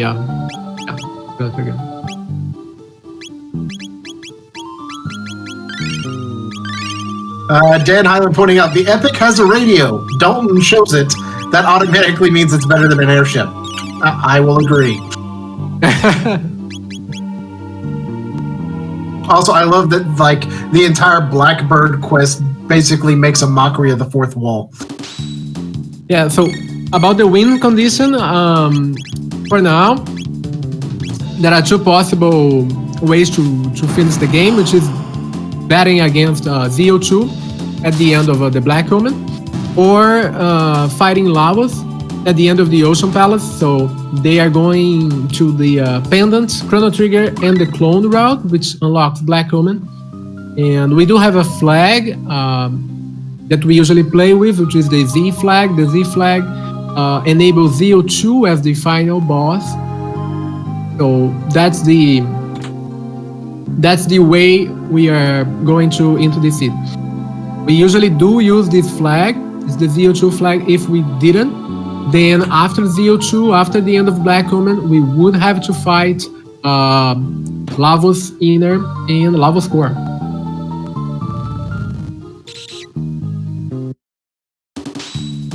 Yeah, it is either Lavos or Zeal 2, and basically it's because if you don't do that, then all of a sudden Black Omen becomes like a 50-minute dungeon that doesn't actually do anything. So, other than give you more access to levels that you then still have to fight again. So, basically to keep the 3 different routes in roughly equal length, we set a flag in the randomizer to allow Zeal 2 to be an end boss. Wow, we can definitely say they are 2 minutes apart. This is going to be a very close race. A very close, possibly very close race. Nice job by boozewizard getting over the icy bridge without falling. Oh, and he almost dodged all the crackers. As we mentioned before, there are a lot of skips in Death Peak. Actually, you can skip every single fight in Death Peak, so you actually like save a minute or 2 by doing that. And also in Black Omen, there are a lot of skips, so it will boil down in considering that party battle against the bosses. There are a lot of bosses in Black Omen, so there is a boss rush by the end. Wonder is confused. Oh, Lucas still has to learn Fire too, so that's bad. Alright, so Chrono with Confuse basically has his ultimate technique. Everyone thinks it's Luminaire, but it's not, it's Confuse. And actually there's a very, very good timing for Booz because he's going to need that Confuse right now against Lava Spawn. Yeah. I mean, Luminaire's a plenty cool tech. It was my favorite tech when I played Chrono Trigger Vanilla just because it looks so awesome. But Confuse is so much better. What can we say about those items? Valkyrie, Haste Helm, Dash Ring. I don't know, we've got Prism specs. I think I saw a Prism Helm in there. Yeah. Why is Confused the best tech if it isn't the last tech? Because someone decided that Chrono shouldn't have as powerful magic as Luca and Morrow. And so even though Confuse is AoE, if you go test it against Lava, if you go pull up a vanilla game of Chrono Trigger and you take Chrono into a fight against Lavos, Luminaire will do about 1,500 to 2,000 damage to Lavos, and it will do it to both arms. If you're in the Lavos 2 stage where he's got the 2 arms that will fire boomerangs at you, he'll do 2,000 damage to both of them. Confuse will do 2,000 damage to one of them, cost less MP. So basically you're trading AoE for mana.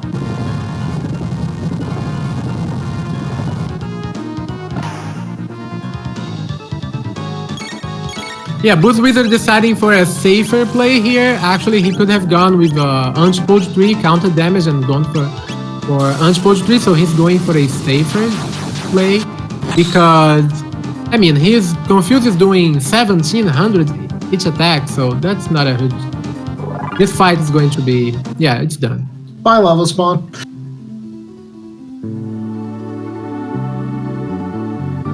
Yeah, currently boozewizard with the lead, but that's a very short lead. It's about 2 to 3 minutes max.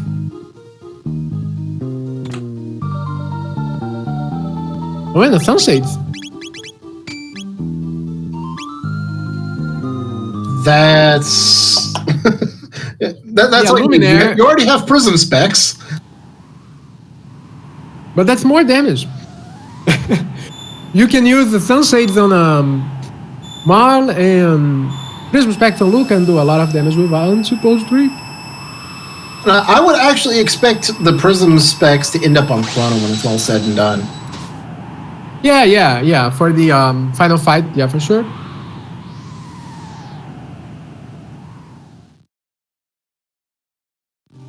I will admit my favorite combination of techs is, or of items and characters is Prism specs on Chrono, Sun specs on Marl, and a gold stud on Luca. Because then I have full power confused and almost full powered Anapo 3s, and Anapo 3 no longer drains all of my mana in 2 casts. And you can cast like a lot repeatedly. Yeah, the sunshades. Yeah, the sunshades for the eclipse after climbing the death peak. That's a good observation. That's a good comment.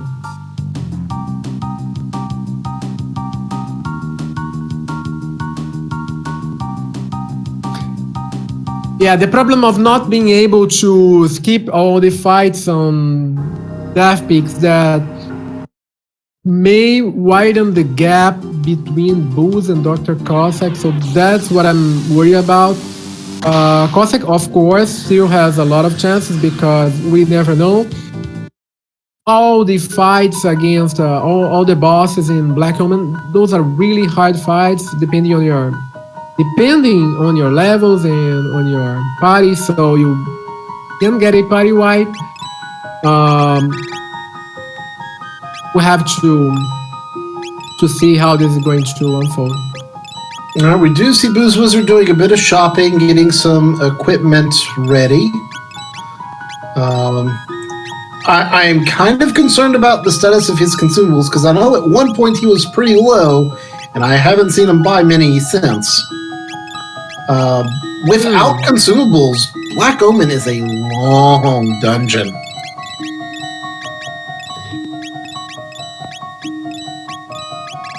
Yeah, and just to give an example, today I was playing a seed. I got go mode for Black Omen very early on, and I think I entered Black Omen with about 30 mid tonics, 30, and I started ZO2 fight with 17, and I ran out of mid tonics because I had nothing more. I ran out, so that's why you have to stock all of those consumables as much as you can. Especially if you go very early on to Black Omen, so. Alright, Dr. Cossack's getting ready for his fight with the Lava Spawn.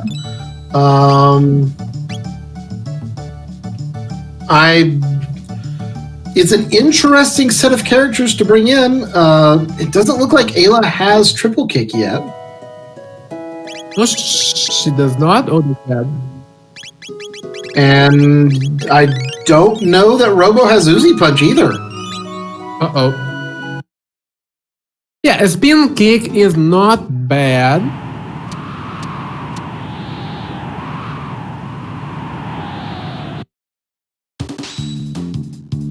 Meanwhile, boozewizard is starting the first battle against the laser guards that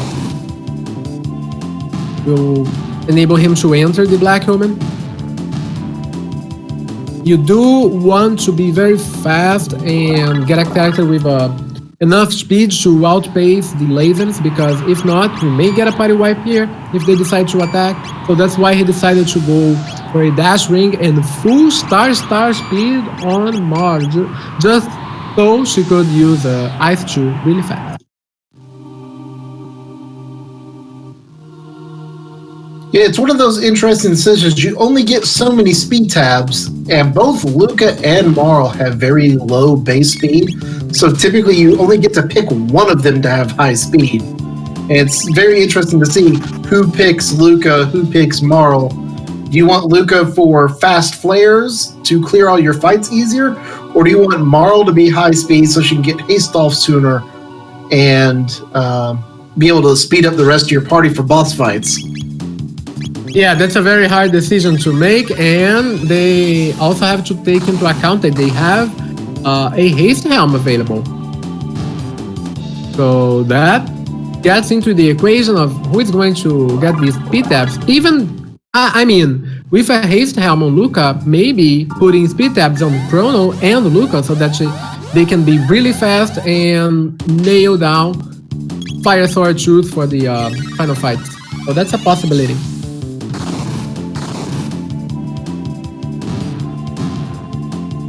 Although right now it looks like boozewizard's able to use Marl and Ice 2, and it's doing enough damage to one-shot fights, which is very good from a mana conservation perspective, because Ice 2 costs 8 and Flare costs 20. Ice 2 without a Prism Specs is clearing the screen here? I don't know if Marl had the prism specs or not. Oh, that's 1100 damage. Yeah, I think she has. At the very least, she's got sun specs on. Oh yeah, at least some specs. Yeah.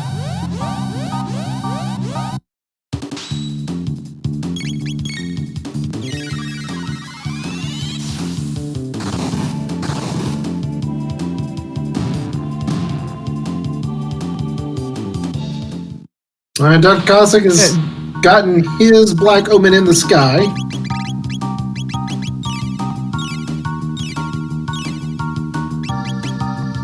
Okay, yeah, she have the sun specs on. Yeah, the problem of having Luca and Marl here is that they do have very low HP values for the levels, so it's kind of tricky, especially for the first fight against the first mutant, because he can attack very fast and does like a poison AoE attack, which deals about 200 to 250 damage. So it's kind of tricky to keep them alive. Cossack saving a little bit of time here, has gone straight into the Black Omen. Didn't do any shopping and is just changing out his party again. That is very interesting. I think I've seen like a lot of parties so far. I can't count how many different parties I've seen. I mean, Frog is feeling really left out right now. Yeah. We saw Ayla, Megas, Robo, Chrono, Mar, Luca, Ayla, Luca, Mar. Yeah, I'm trying to think of what trio we haven't seen. I don't think we've done Chrono, Robo, Ayla yet. Yeah, that one is still missing. You know, all three physical attackers together.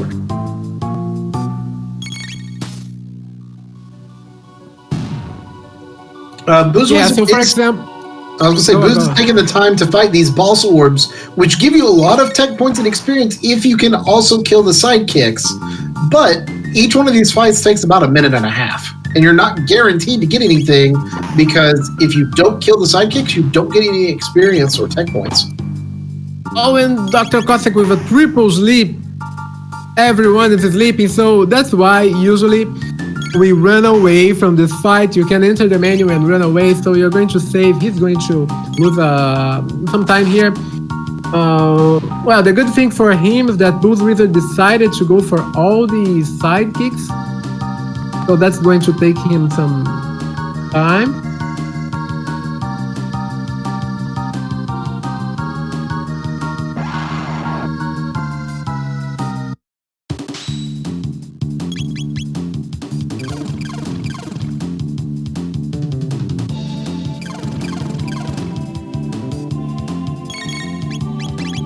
Do you think, Corns, this is going to be his final team? Dr. Cossack's final team? Or will we see Megas and Mal again? I think at least one of them is going to make it in again, if only for the Terra Mutant and Giga Mutant fights, because you got to have high magic damage to get through them, and Ayla doesn't, and Chrono doesn't. He doesn't know Luminaire, right? No. Maybe it's his last deck. And we see Booz is going through, and these metal mutes having some sort of really strong focus on Marl. Every fight, they've gone in, and Marl's just hit over the head repeatedly. Yeah, so I just checked. Fire 2 is Luca's last deck, and Luminaire is Chrono's last deck. Okay then.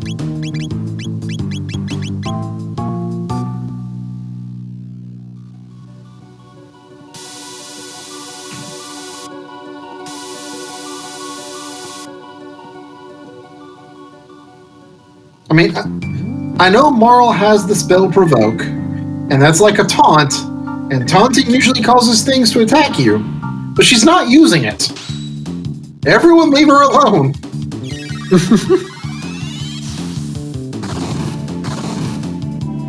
And he decided not to heal her before the elevator fight.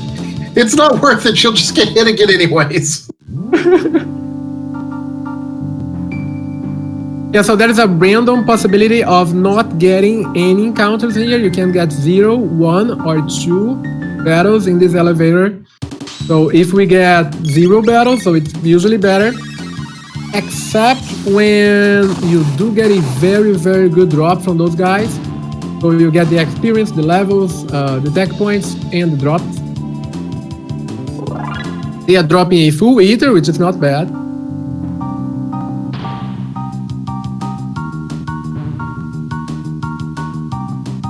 Oh, he activated another fight against the boss orbs and sidekicks. And is going to fight him again. With Marla at 30 health. Well, the good thing is, I mean, so long as you can kill the boss orb, the sidekicks do 0 damage. Yeah, but we know he can cast that fire, AoE. I was going to say, now, if you don't kill the boss orb, he will one-shot your party. Yeah.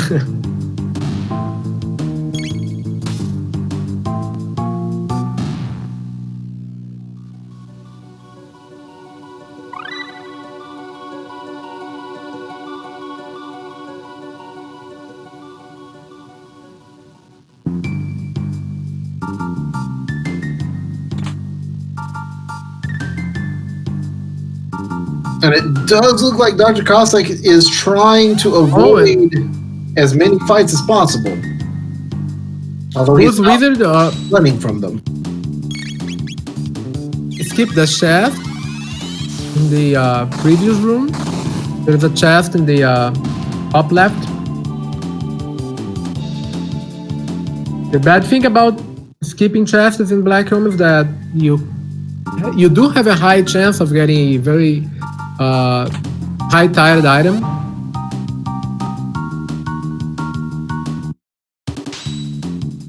You do also have a shop in here that is guaranteed to sell amulets and typically sells another 4 or 5 strong items. You can have Mega Elixir show up. You can buy Prism Shards sometimes. And even Prism Specs. Yeah, Prism Specs, not Prism Shards. But yeah, the new shop. A Taban Suit. Well, that's a nice item. Yeah, Taban Suit is a very strong armor for Luca. That's a very high fire resistant, speed +3. Haste helmet for sale. Haste helmet for sale. Look, you don't need Marl in your party. Well, yeah, you do for you still have Anapode, but you don't really need Marl in your party anymore. You just put haste helmets on everyone. Wow. Prism Specs, haste helms for sale. I don't think ZO2 is going to. How many? Yeah, I don't think. How many haste helms did he buy? He bought enough that the entire party has one. Oh, nice.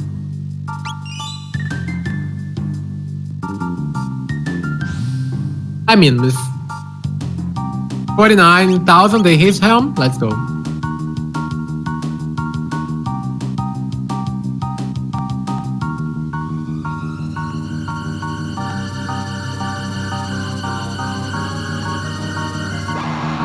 Yeah, that is one of the reasons why I usually prefer, personally, I usually prefer Black Human, because the amount of higher tier items that you get is like insane. You can get so many good items.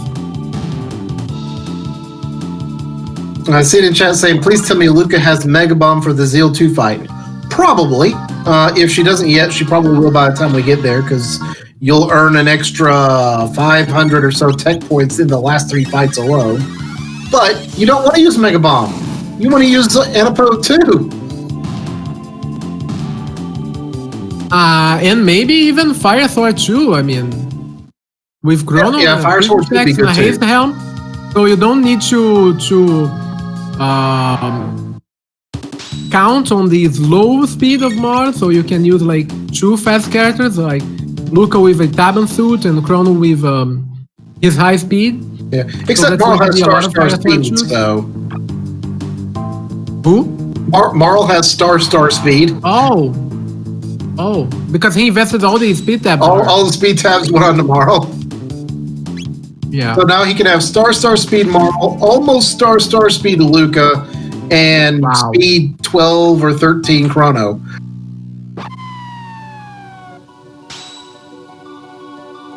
I think he also has a dash ring in his inventory, so he could end up with double star girls. Wow. Yeah, he doesn't have to worry too much about the last couple of fights because he has already access to Eyesword 2 and Confused. So Confused for the lava spawn fight and Eyesword 2 for Zeal. I don't know if he's going to unlock Fire 2, maybe, possibly.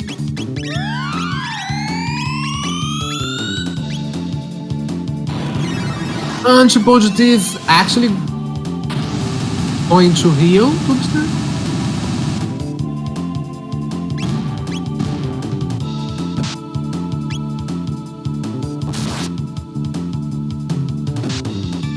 Are there more speed tabs than in vanilla? Base game, no, or base speed tabs, no, but it is possible that some monsters will have speed tabs as a drop, at which point they become farmable. Exactly. But usually we don't stop to farm for items. Even in a very good situation such as a speed trap drop, we want to battle as much as we can against that monster, but usually we don't stop and fight that monster repeatedly because there is a time investment that you're doing, and it's actually you are investing time to be faster, so kind of a trade-off.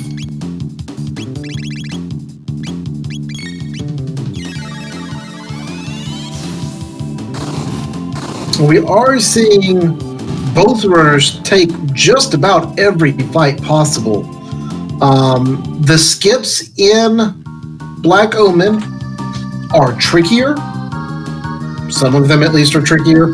And you don't get to see them every time you run the game.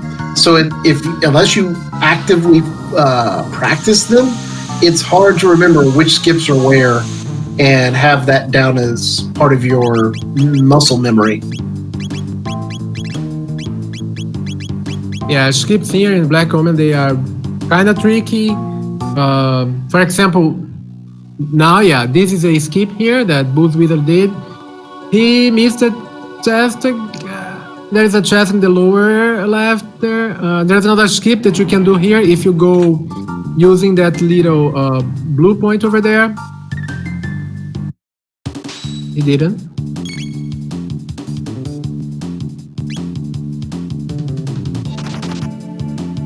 Oh, this is a very close race. I mean, they are still about 5 minutes, 3 minutes to 5 minutes. I was gonna say, you are essentially one boss fight difference between these guys. If either one of them, well, right now, if Booz happens to have a fight go poorly, Dr. Cossack easily catches back up and can pass him. And you've got three really tough fights before you even get to the final boss. Oh, he didn't shelter.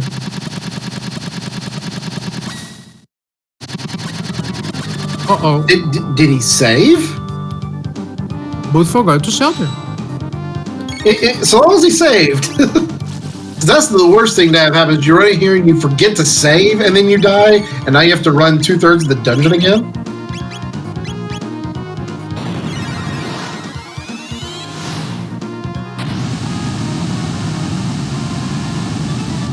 Yeah, the fight against Giga Mutant is somewhat tricky. If you go here at a very low level, he will wipe your party because he attacks very often. does have attack that causes leap, like this one. This is a very powerful physical attack, which is very fast, and you sometimes don't have the time to react to it, and it kills someone in your party. There is also a AoE poison attack. There's a firebomb.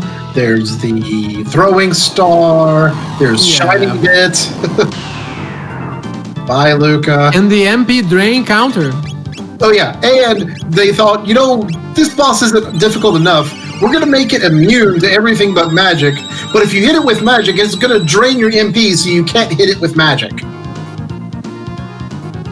Because that's fun game design. There's the lightning attack. Again.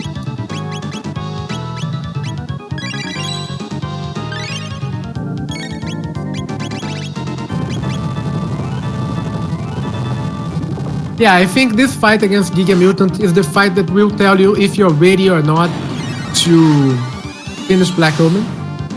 Because it can go bad like really fast. Oh good. Unexposed 3. Solved the problem.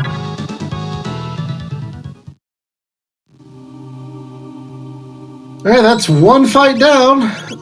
The next mutant, the Giga Mutant, is not as scary, in my opinion. He does have more status effects, but he doesn't drain your MP. I do wonder why Booz decided to equip Black Vest for the Giga Mutant fight.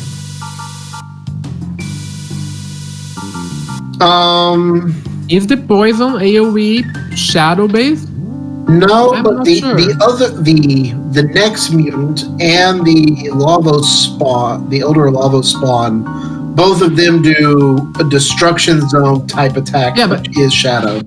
Yeah, Destruction Zone is shadow, but I mean, he decided to change for Black Vests instead of a Taban suit.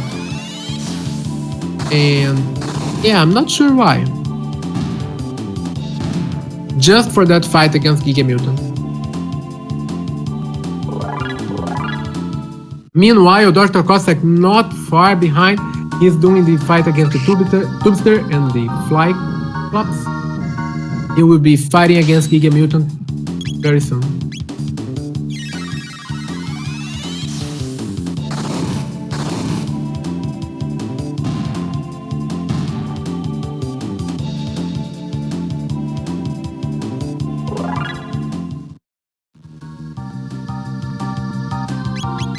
Let's see, looking at levels, boozewizard hitting level 31, that's about where you typically want to be around the end of the game.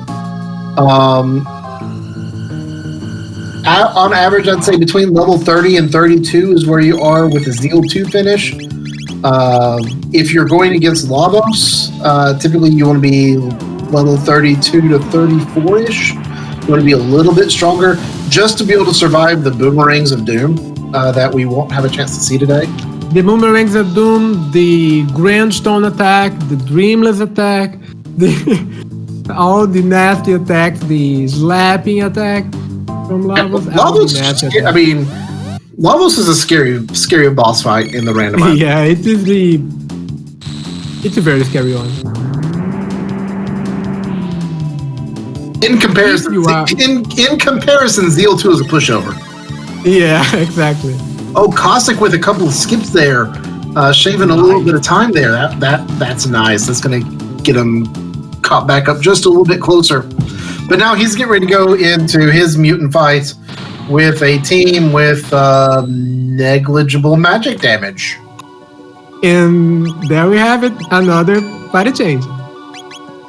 Wait. Oh, we've changed it. All the magic damage is in.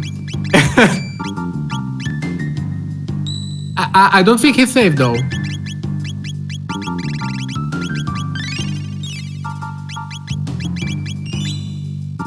I don't think he's safe.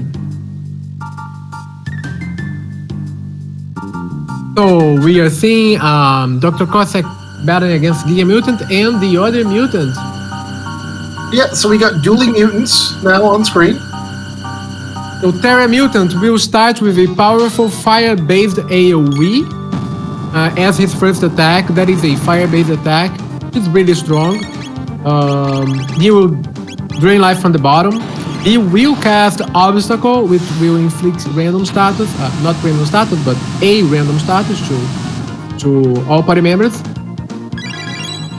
He can cast a very powerful physical attack, which will actually wipe anyone and can do more than 1000 damage. And he is only vulnerable to magic. Meanwhile, on Costa's side, we see Marl taking a few hits, real close back to back, dropping down, taking herself a nap. I mean, who needs to describe the boss fight when you can just kill with 2 antipodes? Yeah.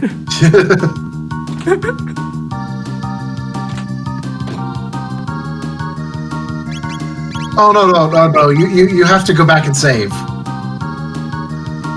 No, booze, no. Please, oh. Wow. Booze is being gutsy. He says, you know what? I'm going to fight the other strong boss too. Who needs to save in between? Uh-oh, that's not looking good for Dr. Cossack. I hope we've just missed Dr. Cossack saving, because I said he didn't save. I'm very worried right now. Yeah. Uh-oh. Oh, no. That's not looking good. Oh, no. That's terrible.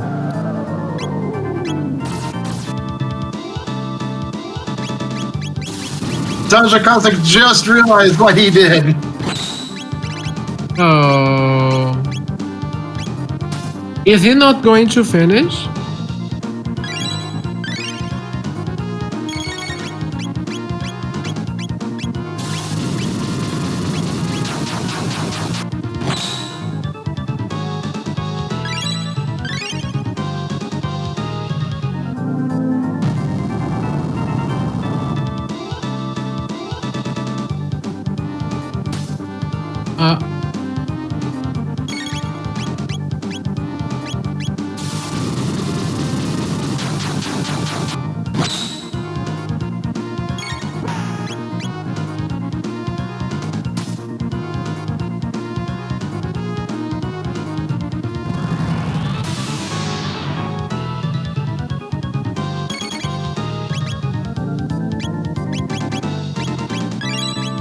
Yeah, meanwhile, boozewizard doing the fight against the lava spawn.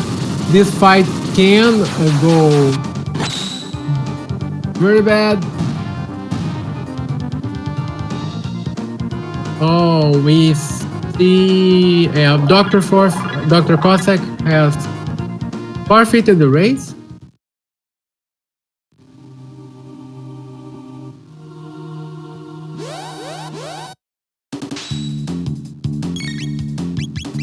And Booz is going to be able to finish up here.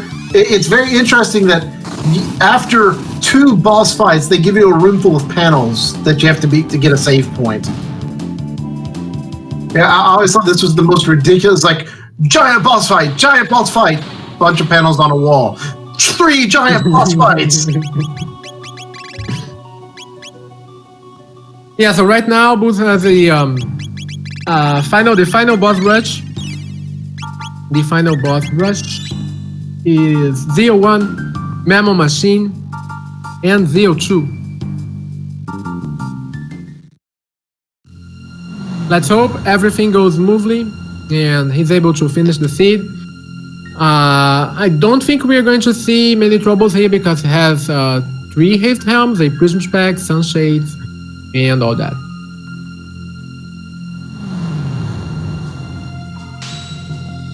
Point out, we found Frog, he's in a tube. Technically, Chrono was in a tube as Chrono walked by. Oh, that crit for nearly 2,000 damage. Nice.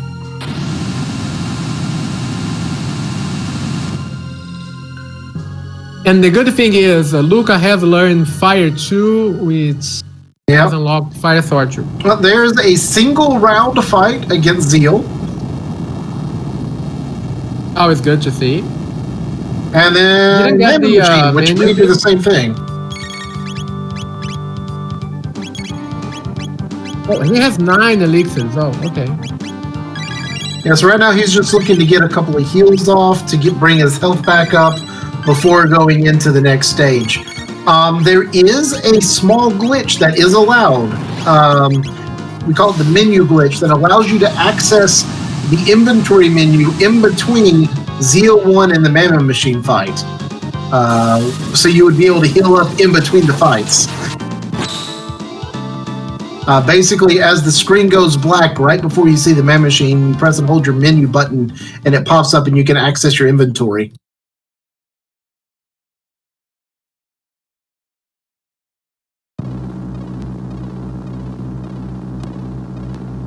And Mammoth Machine is down, and now we're going to walk on top of a space station and somehow be able to breathe. We don't question science here.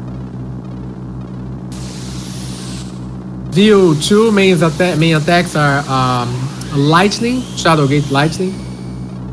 She can cast a very powerful Shadow attack, which is Dark Gear, and a very powerful water-based attack, which is Hexagon Mist. But if you can do 10,000 damage very quickly, you'll be able to stop that cycle and avoid the Dark Gear Shadow and avoid the Hexagon Mist. Usually we want to go with Dark Shadow Protection and Lightning Protection. So White Mails, Rainbow Helms, Mermaid Caps. Alright, so we got the last bit of healing coming out, and now we have Confuses and Antipode 2s blasting with damage. So we're looking at what looks to be 2,800 damage, and then another 1,600 damage from Chrono. So 4,400 damage around if you can get to attack with all three.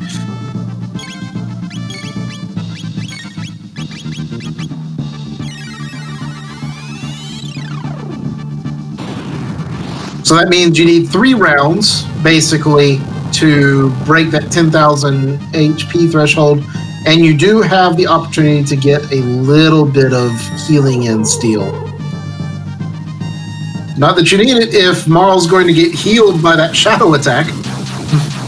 Nice.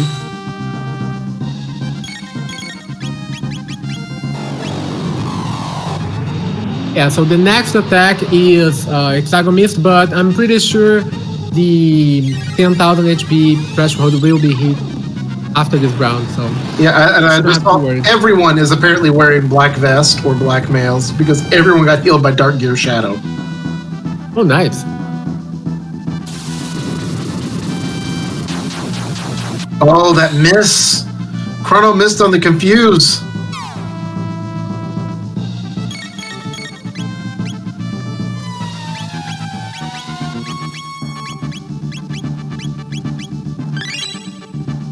Safer play. And it's like, oh, you dropped my HP down to 1 here. Let me just spam elixirs.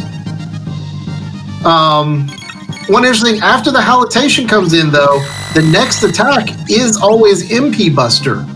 And which, if you're willing to gamble a bit, you can save a round by waiting to do any healing until after the MP Buster comes out, so you don't have to re-heal the MP again.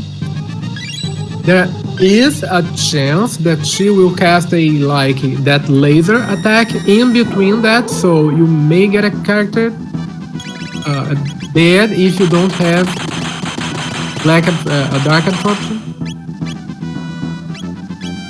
Oh, Antipode 3?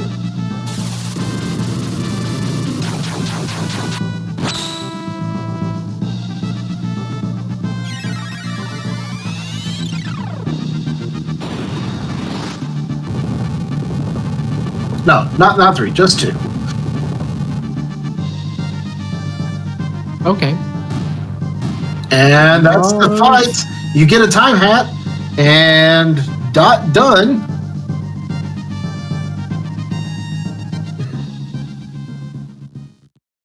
GG for boozewizard. Has finished the race with a time of 2 hours, 30 minutes, and 55 seconds. That's a very good time considering all the key items and all the weird routing they had to do. Yeah, that is not an easy route. There's a lot of items to pick up. So that's a pretty good time to turn in. Yeah, too bad. Cossack had the unfortunate party wipe and decided to forfeit because they were very, very close. Yeah, that was shaping up to be a very close race. Let's see if we can't. Moon, can you get the invite in for Booze? Yeah.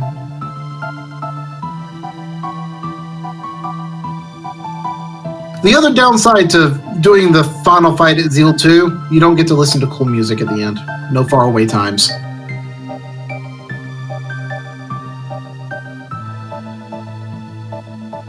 Booze. GG's. GG, Booze. So that was nuts. I think I heard you, Booze. It was coming in real quiet. Yeah, it's very quiet. Oh, Are you close to the mic? hold on. No, my microphone. Hold on. Can you guys hear me better now? Yes, Yeah. much better. Okay. Oh, good. Yeah, that was a really weird seed. And it looks like they did a couple more checks than I did as well.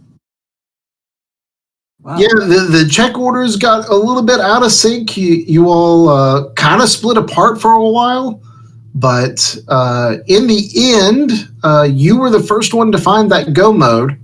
I was kind of afraid for a second because you went and picked up the clone and then started looking at chests and such. I was like, please don't tell me he forgot about where the chrono trigger was. No. I wanted the extra stuff just in case I got like a free haste helm or another prism specs or something. And then I had a real gut feeling that when I saw the moonstone, one of the remaining go mode items was going to be on that. So I had to check. I had to. And it was ruby knife on it. Did you have any consideration for hunting for Dreamstone, or did No? Oh no. Like I was that was specifically looking for the clone.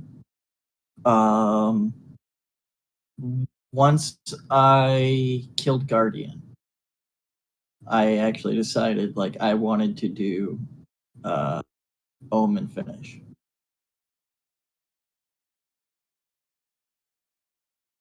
Yeah, that was a very, very good call to do the Prism Shard quest, and I mean head directly into Black Omen. So tell me, why you decided to go for the early factory magic unlock?